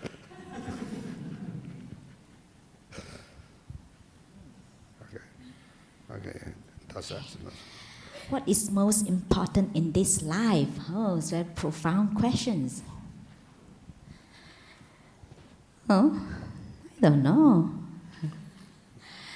I think to me, it's what means a lot to me. What's most important to me in this life is that I have the opportunities to practice and also, be able to really of service and give. And actually it's really give me a lot of joy and happiness when I give. And actually it's more meaningful than try to accumulate lots of things. And I think in the world outside, people think that what is called successful is that how much you be able to accumulate, and they call it successful. To me, is that it's more inspiring that that you be able to, for example, as a parents, that you teach your children how to love, how to care, how to practice generosity, and to be a good person. Actually, this is the best inheritance that you can give to your children. Then you leave behind lots of money, in the bank. And don't think those, lots of money, how many houses you have, that is not the best inheritance. I think the best inheritance that we can give to our next generation is to really teach them the Dhamma and to live a good life and to be a good person I think this is really, and also to be a peaceful and calm person. And you know, you can't buy peace, you know, no matter how wealthy you are, isn't it? It's priceless. So I find that this is something that in my life, this very life, that I find it that is important to me, that I be able to give, especially something I can share like peace. And actually it's really inspiring, and especially when people come to our monastery and they can feel the peace, the energy there, because of, actually it's important that if the community is live in harmony and you have the energy. And I think this is the most, to me, is the most important thing that I be able to give. And actually we tend to take it for granted, you know, and not, you know, some people want to give, they have nothing to give. And especially some things that is so precious like peace, you know, be of service. I think this is really important to me. Very good. Okay. So you want to say anything, Ajahn? Okay. May I ask a question? I'm sorry, I've got a microphone up here. Yeah. I kind of have a two-part question. How does the teachings go with non-attachment in relationships? And I'm finding, dealing with emotions and that sort of thing. I know I came to one of your talks, and I'm finding I'm just a little bit overwhelmed with emotion at the moment, so I'm finding I don't have that same peace. So... Was that for you? Which one? Thank you. Oh, you mean that with relationships? That is... Yes, relationships, yes. Yes, and it's difficult not to have attachment. Yes. Actually, when it is a true love, actually there's no attachment. I remember, I just share with you this happening some years ago, and I was a bit upset with one of my siblings. I was thinking that she's not doing something that is really right. And, you know, I keep thinking that, how come you do that? It's that terrible, you shouldn't have done that. Go on and on and on. Almost half the night, you know, I can't really sleep, my mind go on and on. Because I think that I really love her. I think that I really care. Because I upset because I love this person. Then suddenly I stop. And I ask myself, actually you don't love her. Because I realize that I attach to my own views much more than anything else. Just because of my views of this is wrong, this is not right. So actually I attach to my own, you know, my own views, you know, this is my sense of self, you know, than anything else. So if you truly love that person, you know, you love them as the person is. That's, you know, that is there is no attachment, because that attachment is actually more attached to my own views, myself. You know, then I try to justify that because I love her, I care for her, that's why I'm upset, I'm angry, you know. But actually I realize that actually I attach to my own views much more than I truly love that person. If you truly love that person, you love the person as the person is. I'm finding it just difficult to be vulnerable, I suppose, and to allow myself the feelings. I guess that's my biggest thing. Yeah, I mean, it takes a lot of practice, you know. Of course, you know, this is how you feel, and we don't try to deny that. They say sometimes it's just, because sometimes we tend to, whenever feelings arises, we tend to identify that feelings as good or bad. But sometimes just be with that feelings, just be with it and make peace with that, and it will just subside. But actually, it's most of that is we manifest that, we add on, you know. We start to think about our feelings and we start to identify that, and we create a whole lot of story. So just be with that feelings, how we feel. You know, I feel I'm not happy, I just feel that, yes, this is how I feel. I feel tense, you know, and just be with that, and those feelings come and go. And Thank try you, to make yeah. peace with that. Okay. That makes so much sense. Thank you. So I'll just be with it. Thank you. Very good.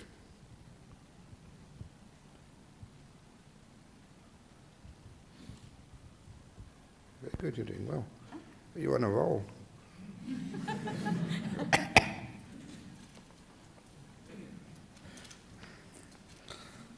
From Hong Kong. Do kids come into our life to teach us lessons? How would I know? I haven't got any kids. I feel that they are my greatest teachers. Unfortunately, I fall into the hole of fear, anger, and judgment too often. Can you help? Well, I think the last answer was excellent. Yeah, you have fear, anger, and judgment often with your kids, but and you see that kids are just being kids, and sometimes the idea of being vulnerable and just letting the kids just be kids. Yeah, they'll upset you, but that's your karma because you upset your parents. Sometimes you get angry, but that's expecting from your kids something they will never give you. And judgment too often, kids are kids. So sometimes that as a mother or a father, sometimes you should try and maybe imagine that we are their grandparents. Because I was mentioning about grandparents on Friday night. Grandparents don't seem to be so afraid or get so angry and judge their grandchildren so much, but they love them to bits. And the children learn so much from their grandparents. So yeah, kids do come to teach us lessons, and one of the lessons is you don't own your children. You even say here, we call them my kids. They're not your kids. They come into your life. Where did they come from? You don't know from their past lives. Our job is to look after them for a certain amount of years, and then we should let them go.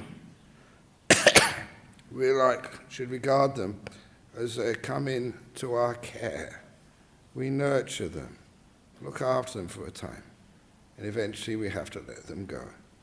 But as soon as you say they are ours and possess them, and again feel that we own them and that our reputation depends upon them, this is sometimes where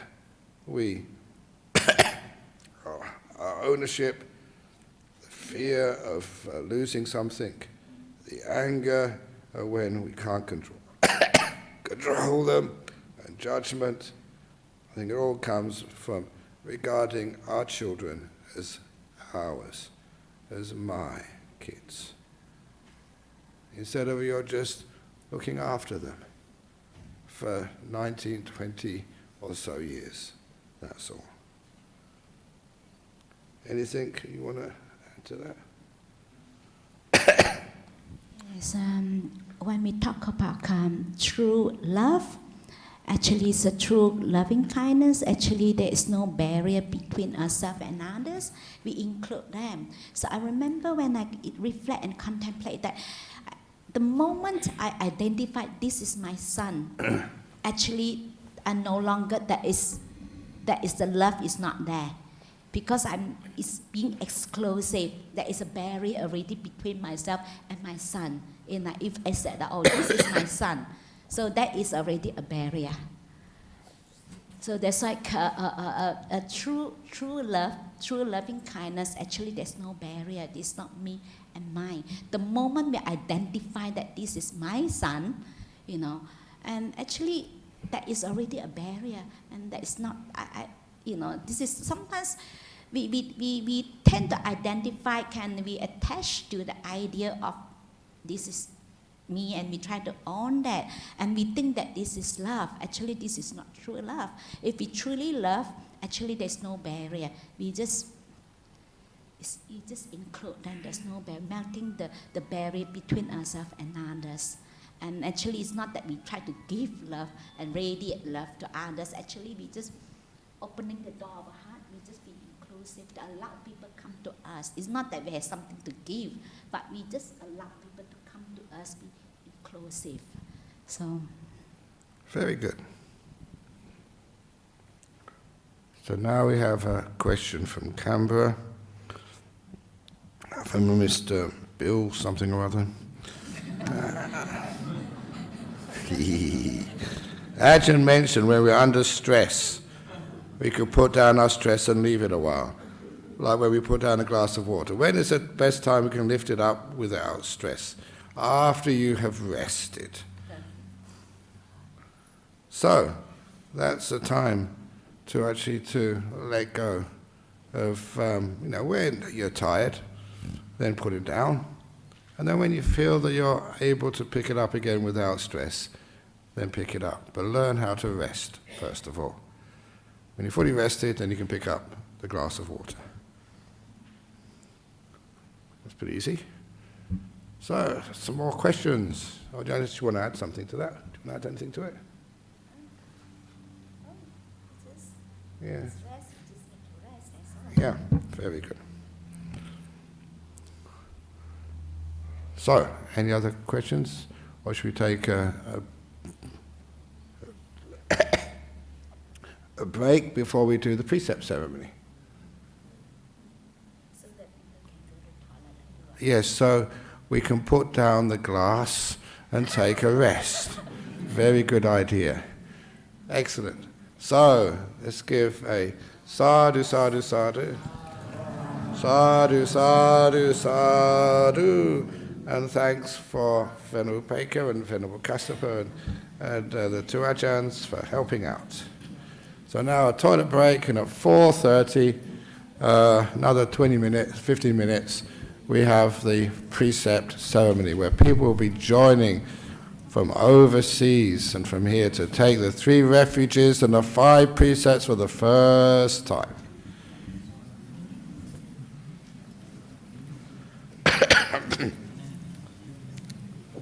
Thank you for rescuing my throat.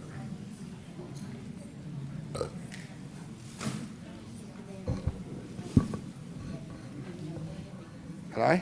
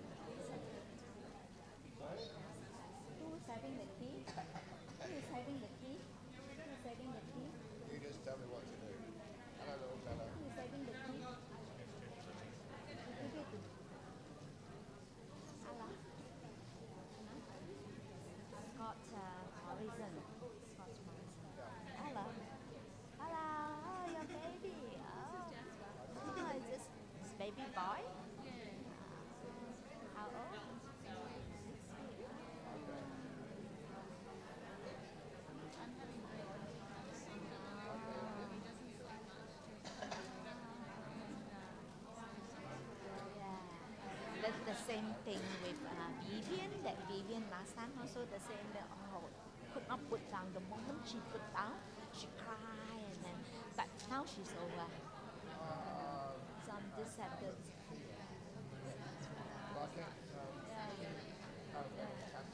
I remember the first time I met Vivian, that lady, exactly like you. She carried all the time. She was so tired, she could not sleep. The moment she put down, he cried. But it's over. You see, things are over. Now she's things will get. This might be gone. Hi.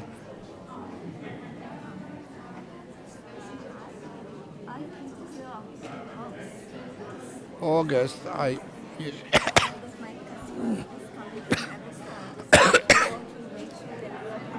will be in Serpentine. Yeah, She'll be here. Very good.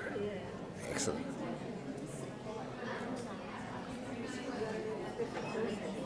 No, not really. Sorry? Yeah, sure.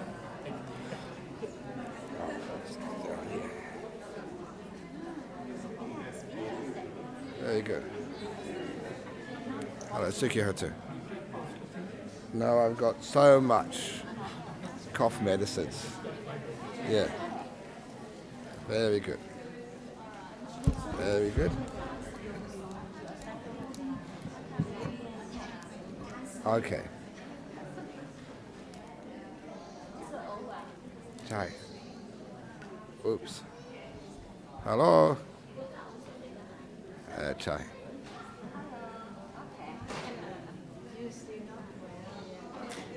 Of course.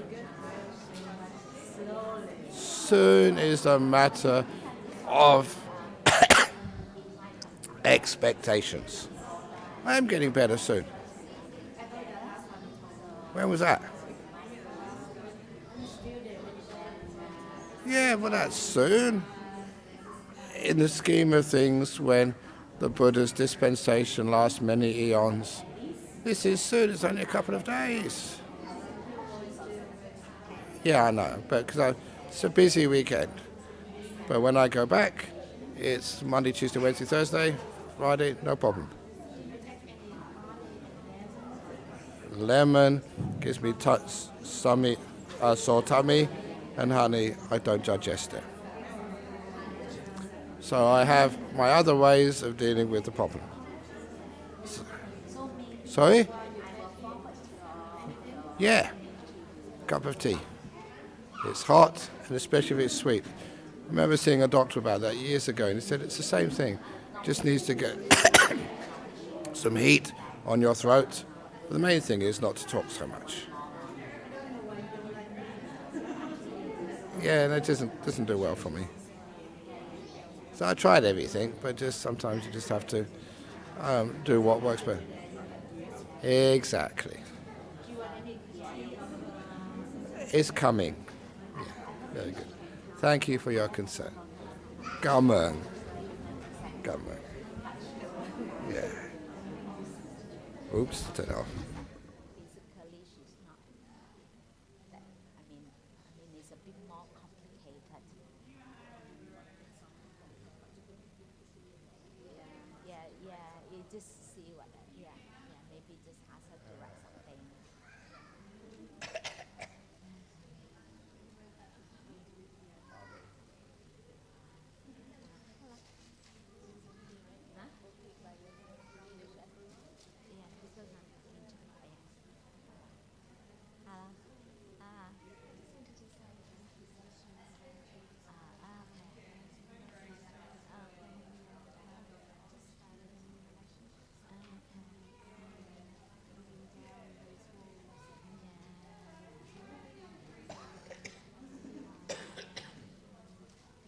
Sometimes attachments leads to suffering.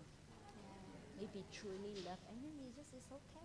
You love the person as the person is, but because sometimes we try to justify, and because it's again we attach to our views, we think that he should be like that, he should be like this, we have views of how he should behave, rather than just accept the way he is.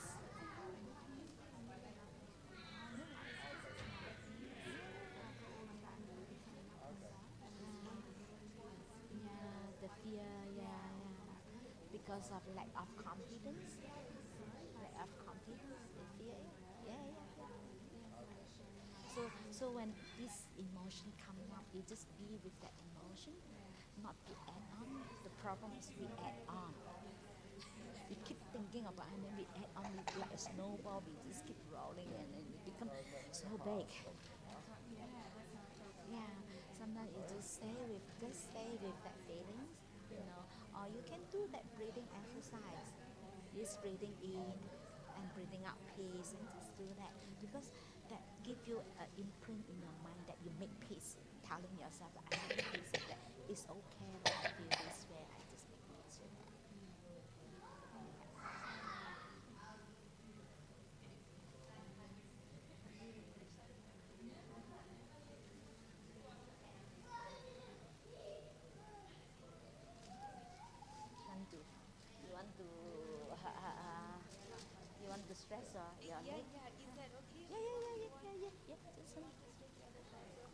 okay.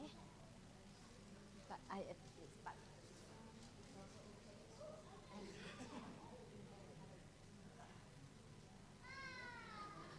Ajahn Brahm, you don't distress only? My leg's too long.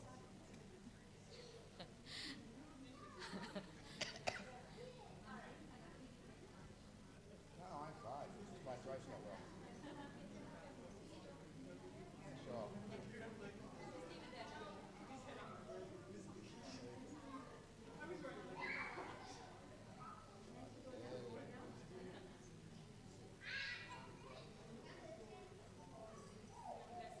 Happy racing.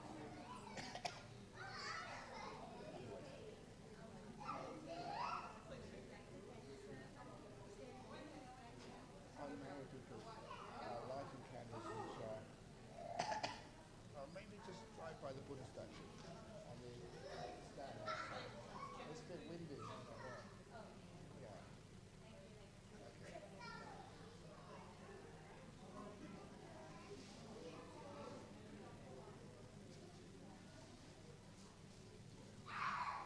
I have some tea coming, so for the nuts.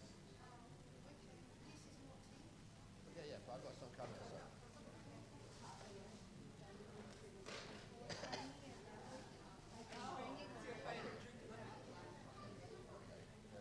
All right. Thanks, Amanda. Ajahn Brahm, this is good for your throat. It's good for some people's throat, but it might not be good for my throat.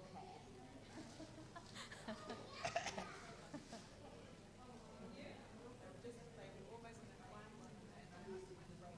I do love it.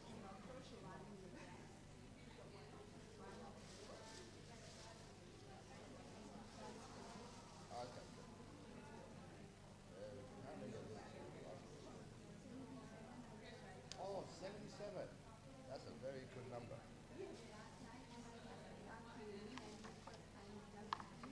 Yeah. Yeah, okay. Excellent.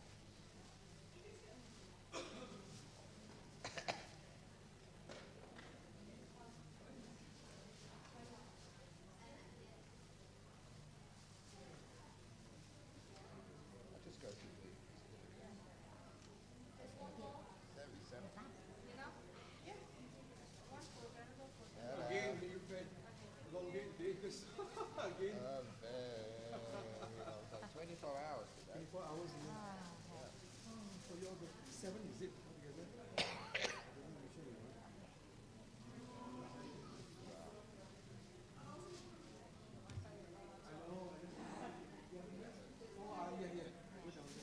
Okay. More? You want more? Is it enough? Long day, is it? Can I just leave the bird? Yeah, he's there. Where is he? I know. I just put it over there, yeah? No, you offer first, offer. Okay, very good. All offered.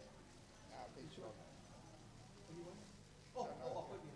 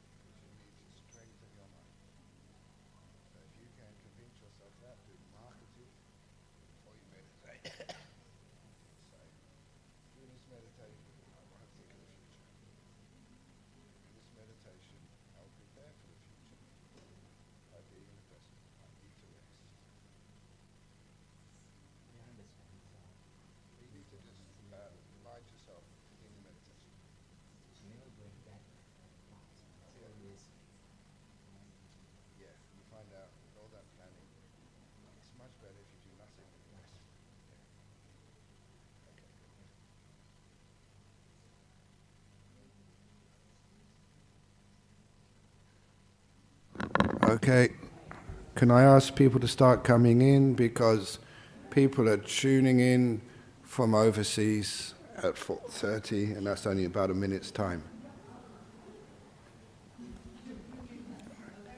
And especially for those people who are taking the 3 refuges and the 5 precepts for the first time here in Western Australia, in Perth, who are present, please, may you come in now.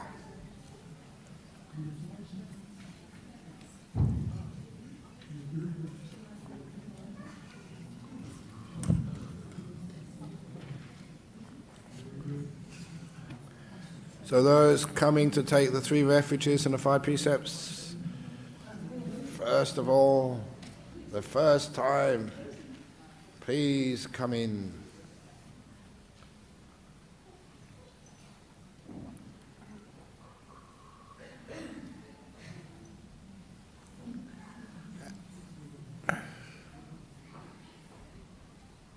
Where did Lucky go?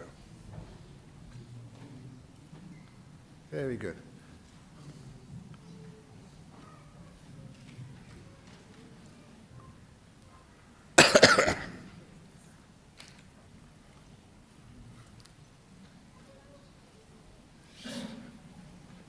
So, taking the 3 refuges and the 5 precepts, first of all, first time,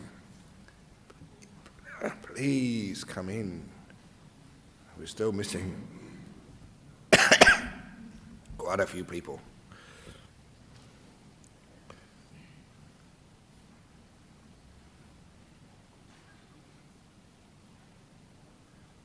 So it is traditional that taking 3 refuges, Buddhang Saranang Gacchami, Dhammang Saranang Gacchami, and Sanghang Saranang Gacchami, is a traditional way of affirming that one spiritual path is the path of the Buddha.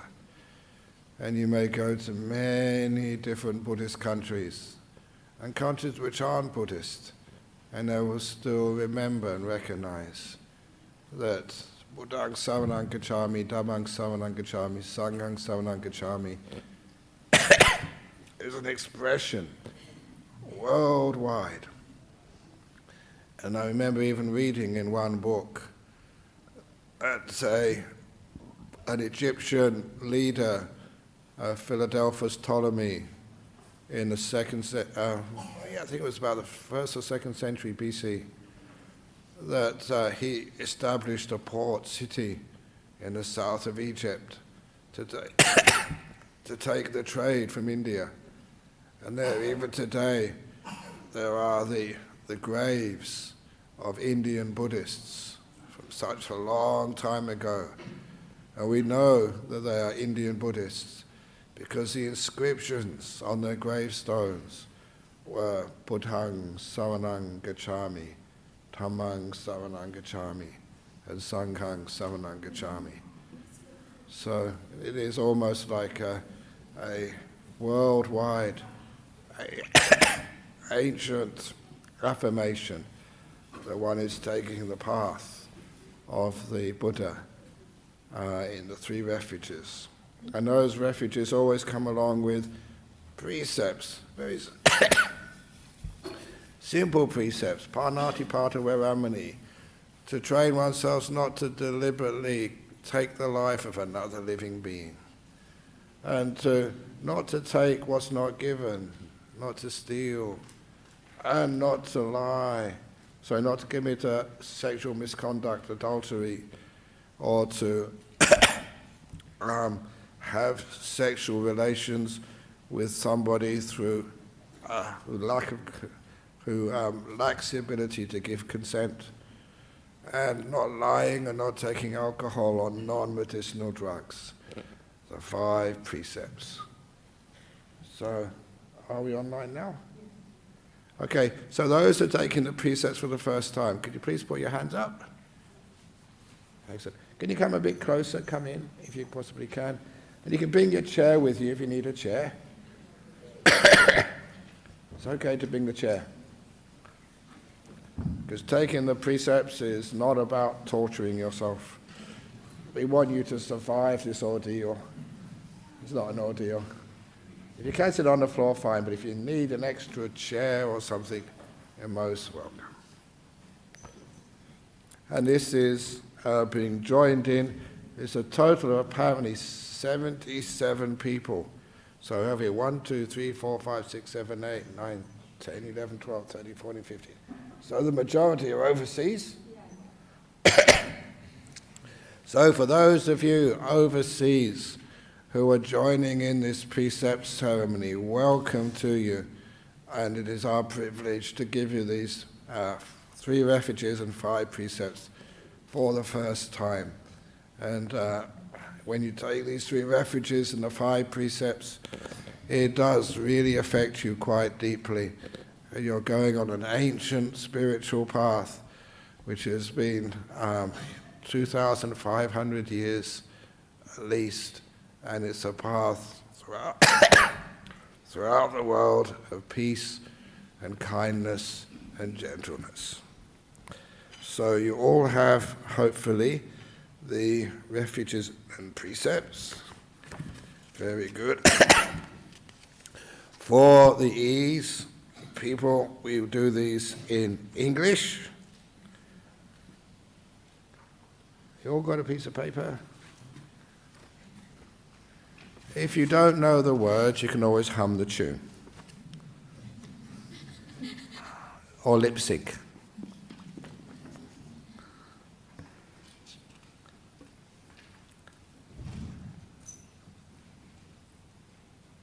Have you got the English translation? Yeah. Are you ready? Okay. So I'll assume that you have already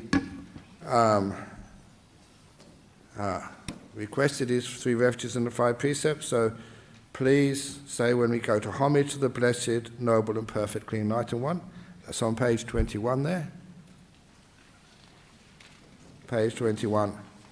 This is the Namo Tassa, where we do it in English.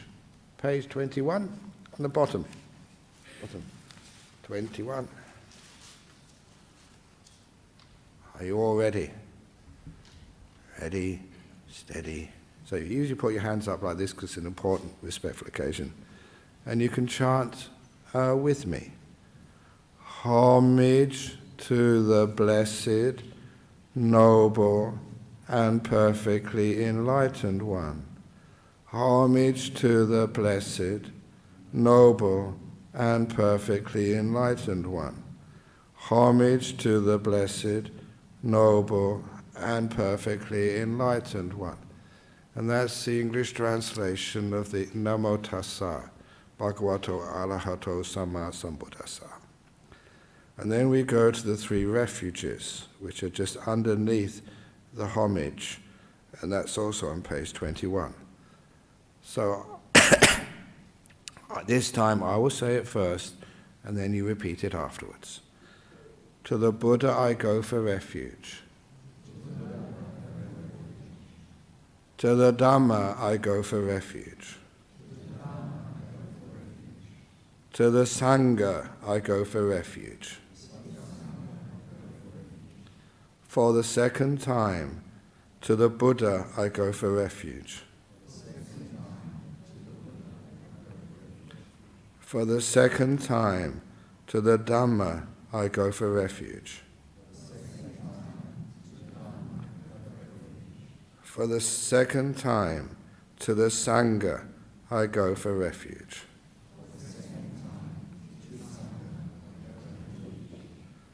For the 3rd time, to the Buddha I go for refuge. For the 3rd time, to the Dhamma I go for refuge. For the 3rd time, to the Sangha I go for refuge. That is the English translation of the Buddhang Saranang Gacchami. And this completes the going to the 3 refuges. You say, yes, Venerable Sir.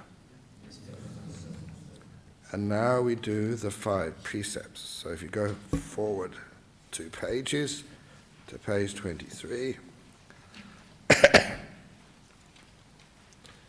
The first precept is not killing living creatures. I undertake the precept to refrain from destroying living creatures.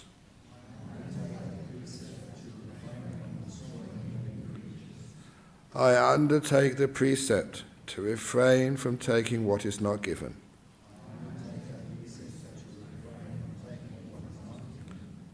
I undertake the precept to refrain from sexual misconduct.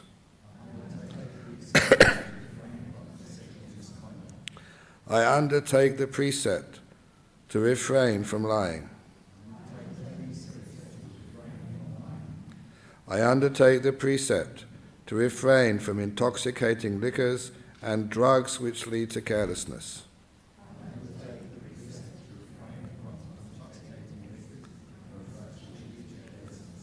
And very good. And just to explain some of those, the sexual misconduct, it doesn't mean no sex at all. It doesn't mean you can't have same-sex marriages and stuff. It means that the sexual misconduct, if you have got a partner, you stick to that partner, and you don't have sex or relations with someone who, by our laws, they cannot give consent because it's a teacher to a student, or an adult to a young person, or someone to someone who's just not emotionally competent to give consent. That is banned, but just ordinary relationships are fine. And it's also to refrain from intoxicating liquors and drugs which lead to carelessness. It means just the usual alcohols and beers, not ginger beer. Ginger beer is okay. And it doesn't mean drugs which are prescribed by a doctor. It means the non-medicinal, what we usually call these days recreational drugs. So, but if those drugs, such as, and even sometimes marijuana is used medicinally in some jurisdictions, to lessen pain, and it's prescribed or advised by a doctor, then that is fine. So are there any questions on those 5 precepts? Okay, so now I give the final little blessing. These are the 5 training precepts. Through virtue they lead to a happy rebirth. Through virtue they lead to prosperity in this life. And through virtue they lead to liberation. Therefore, one should purify virtue and keep these precepts as well. That's sadhu, sadhu, sadhu. Excellent.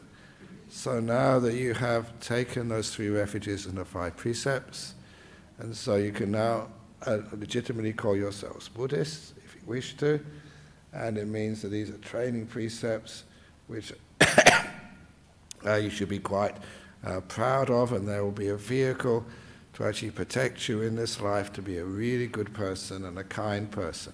They just stop a person doing things which later on in their life they feel just so bad about. Things like killing a mouse or a fish or something. If you like to go fishing, there's no problem with going fishing. Just make sure you don't put a hook on the end of your line. And then you can drop the line in the water and it's even more peaceful. You don't get so disturbed. And from stealing, once your reputation comes as a person who's so honest that sometimes you can leave the bag here, leave the doors open, and people don't steal anything. A wonderful world that would be if our valuables, were safe, because people would look after them. And then, obviously, sexual misconduct may feel really good at the time, but afterwards, you can regret it afterwards. And lying, and again, we're saying it's very wonderful to have that honesty, so people actually trust you. So what you say, is what you mean. Of course, we make mistakes sometimes, but at least we're trying our best. We have an honesty about us, a sincerity, which is rare in this world, but it's a wonderful.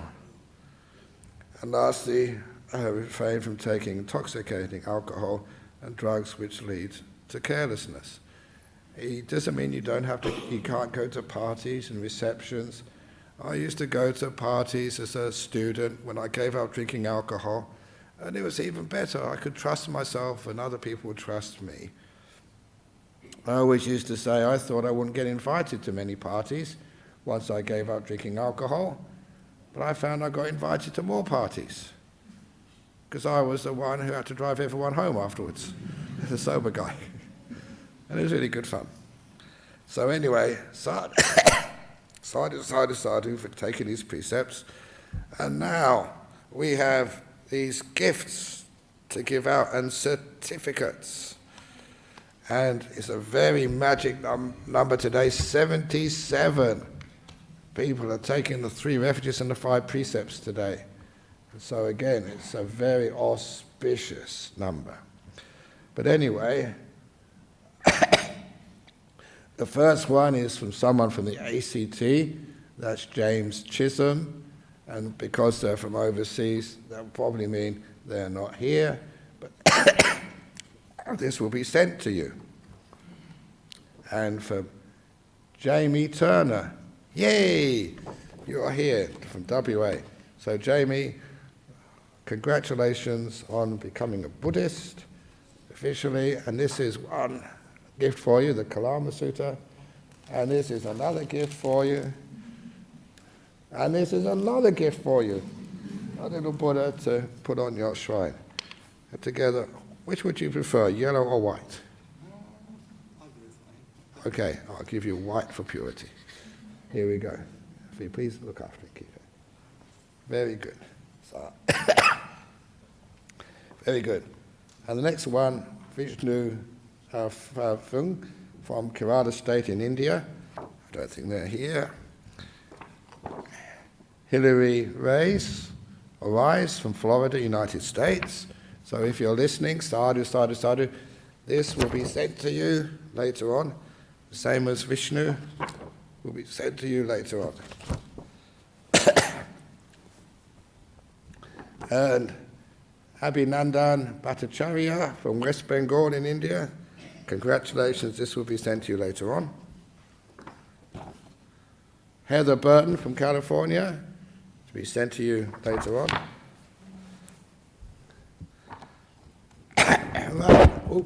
Ratna Raju from Wyoming in USA, sent to you later on, unless you're here.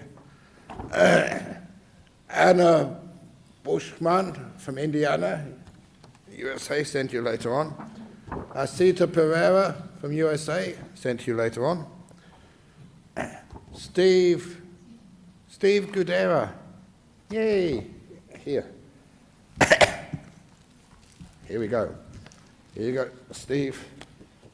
Congratulations on taking the 3 refuges and the 5 precepts.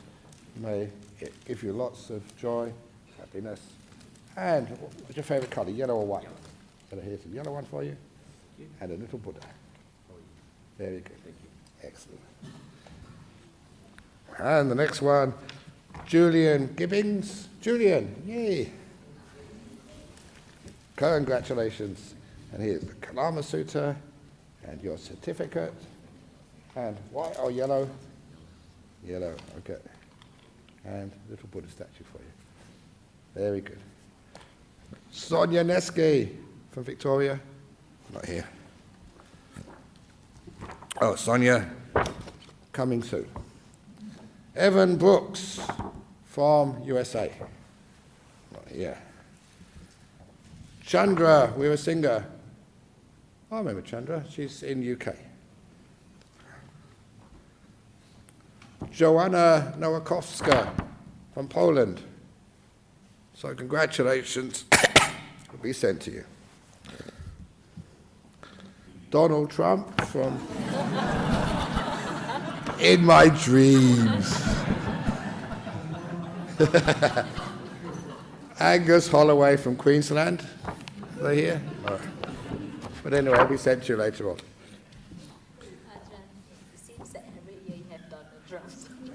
Yeah, I know, because he keeps on applying every time, but he gets refused because of his bad behaviour.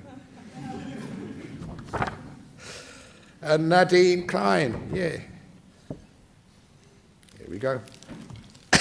Congratulations. And the Kalama Sutta. And also, yellow or white? Yellow. Wow, yellow is very popular. And a little Buddha for your shrine. And Claudia Valadares Arakaki from Queensland. Okay, sent to you later on. Albert So from Singapore. Be sent to you later on. Nicholas Legaspi from Texas. It's a good Texas name. I thought Texas names would be John Wayne or sort of, Arnie Schwarzenegger or something. Anyway, but Nicholas Legaspi, it will be sent to you in the post. Sybil Koslow from Germany, be sent to you in the post. Congratulations. Alicia Marco from California, in USA, sent you in the post. Meredith James from Oregon, USA. Kenneth Adams from Kentucky. Hi, y'all, USA. Chrissy Tucker from Argyll in UK. Very good. We sent you in the post. Congratulations. Julie Wren from WA. Julie Wren? Okay, we sent you in the post. Peter Johnson from Maryland, USA. Judith Ann Millman from West Australia. Judith Ann Millman. No. Okay, sent you in the post. Ricky Young from USA. Texas. Got a big following in Texas. Andrew Garlick from Texas too. Very good. Excellent. Andrew Peterson from Oregon in USA. We sent you in the post. Congratulations. Tonya Henry from Oregon, USA. Sent you in the post. Manjula Premaratne from West Australia. Manjula. Not here? Okay. Christina Patterson from Oregon, USA. Congratulations. Tim Henry from Oregon, USA. Congratulations. Andrew Schramm from California, USA. Congratulations. Mr. Zuckerberg from California, USA. No. This is... I'll get a bit of fun. Giordano Bruno from California, USA. Congratulations. Vanessa DeSink from West Australia. Vanessa. Yay, we got one. Here we go. Congratulations. And Kalama Sutta for you. And which one would you like? Yellow. Oh, okay, yellow. Oh, that's a flat one. That's not a nice one. It's squashed. Have a nice one. Very good. Here we go. Congratulations. Chi Chang Tan. Chi Chang. Yay. Very good. Here's your certificate. Welcome. And here's the Kalama Sutta. And here's, and white, white for purity. Yes. Oh, it's a big one. And a little Buddha statue for you. Matisha Gunatileke from Surrey, UK, sent to you. David Miles from Hampshire, UK, we sent to you. Sarada Weerasinghe from California, we sent to you. Avanti Weerasinghe, also from California, we sent to you. Congratulations. Rudolf Arthur Zopfi from Spain will be sent to you. John Tan from West Australia. John Tan, West Australia? No, okay. Be sent to you. Louise Barchard from Sidmouth, UK, will be sent to you. Nick Julian from East Tennessee will be sent to you. Tian Lim from Surrey, UK, be sent to you. Michael Wallace. Very good. You haven't got where you live. You must be homeless. May you find a home soon. On Earth. Okay, I should put them on Earth next time. Very good. Congratulations. Here we go. And which colour would you like? Okay. Okay, do you want one of the Buddha statues? Excellent. Very good. Mary Aurelia from Nevada, USA. Hilsa Ayonayon from California. Lindsay Huckett from Washington State, USA. Congratulations. Boris Judic from Croatia. Congratulations be sent to you. Wiwi Jaya from North Sumatra, Indonesia, be sent to you. Peter Cosgrove from West Australia. Sorry? Peter Cosgrove, yeah, he was the governor before. Is it the same one? General Peter Cosgrove? Anyway, if it's WA. So, congratulations. L. Langley from West Australia. Here we go, L. Very good. And, oh, what's this one for? Overseas 048. For you. And what colour would you like? A white one. Very good. Excellent. Nan Jackson from Texas, USA. Is that one of the Jackson brothers? Twist sisters or whatever? The Jacksons? No, not Michael Jackson's partner. Okay, no, maybe not. And Gunnar Rausrius from Sweden, be sent to you. Julie Hawkins from Georgia, be sent to you. Warren Buffett. No, Warren Bethel. Oh, sorry, you're not Warren Buffett. Sorry, my eyes. Congratulations, Warren. One of these. And, excellent. And one of the. Congratulations, welcome. Mo Fong Lam from Toronto, Canada. Watsala Weerasinghe from Colombo, Sri Lanka. Brent Dalglish. Hey, very good. Nice hairstyle. You know, you didn't have to shave your hair to get the 5 precepts, but it's nice anyway. Congratulations. And what colour would you like? And a nice Buddha statue. Very good. Dean Parish. Again, another homeless one. Do you know where he lives? Where's the other homeless one? Dean Parish. It's from somewhere on earth. Lillian Elvog. Lillian, yay. Congratulations and welcome to the Buddhist Society of West Australia. And choose your colour. And a Karma Sutta for you. Welcome, thank you for coming.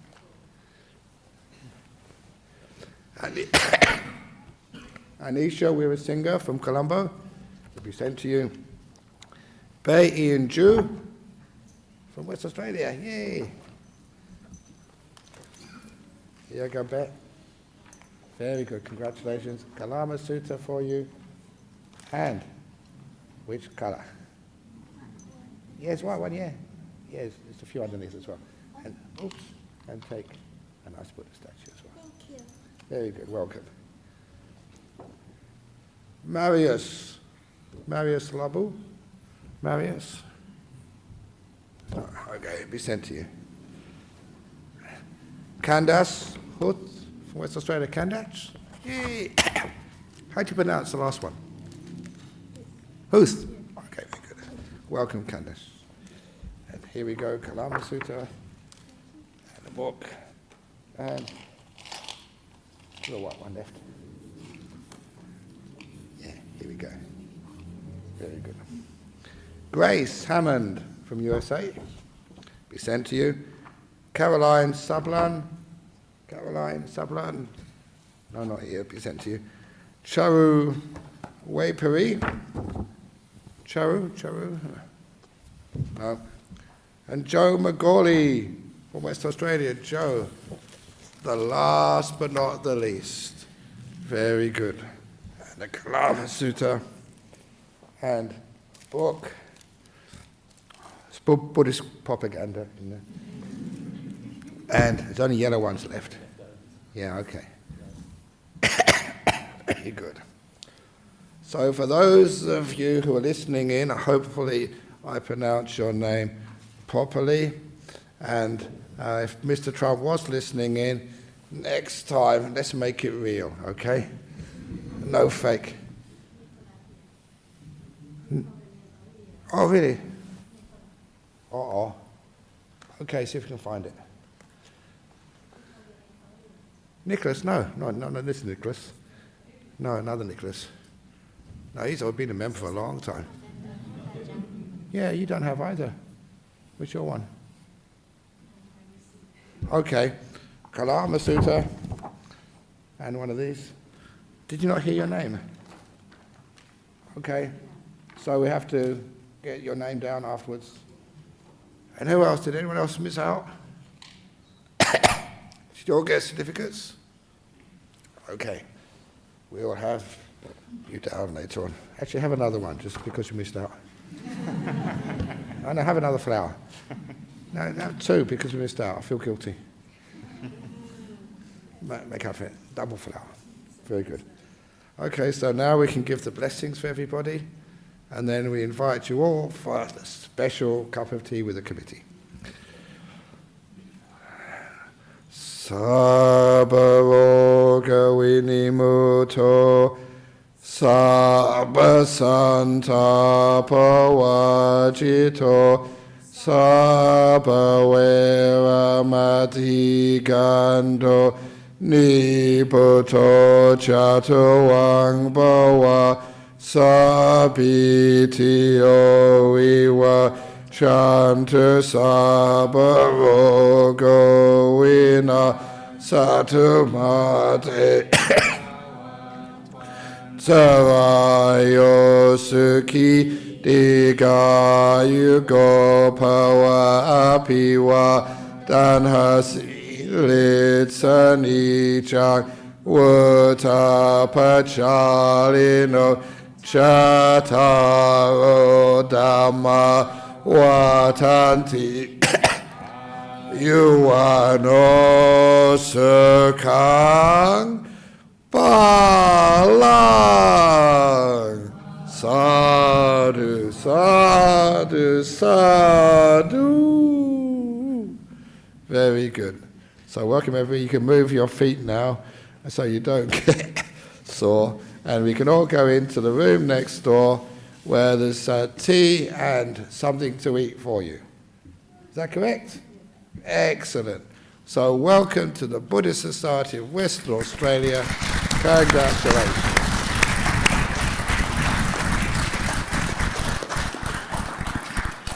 And all those overseas, congratulations to you as well.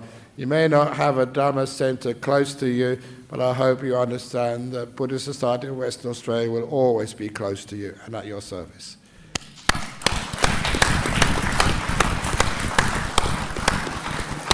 And the books and certificates will be sent over in due course. If you don't get your books or certificate, please let us know, and we'll see how we can get them to you.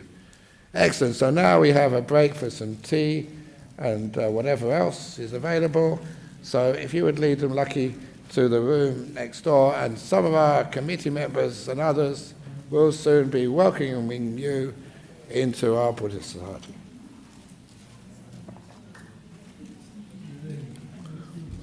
Very good.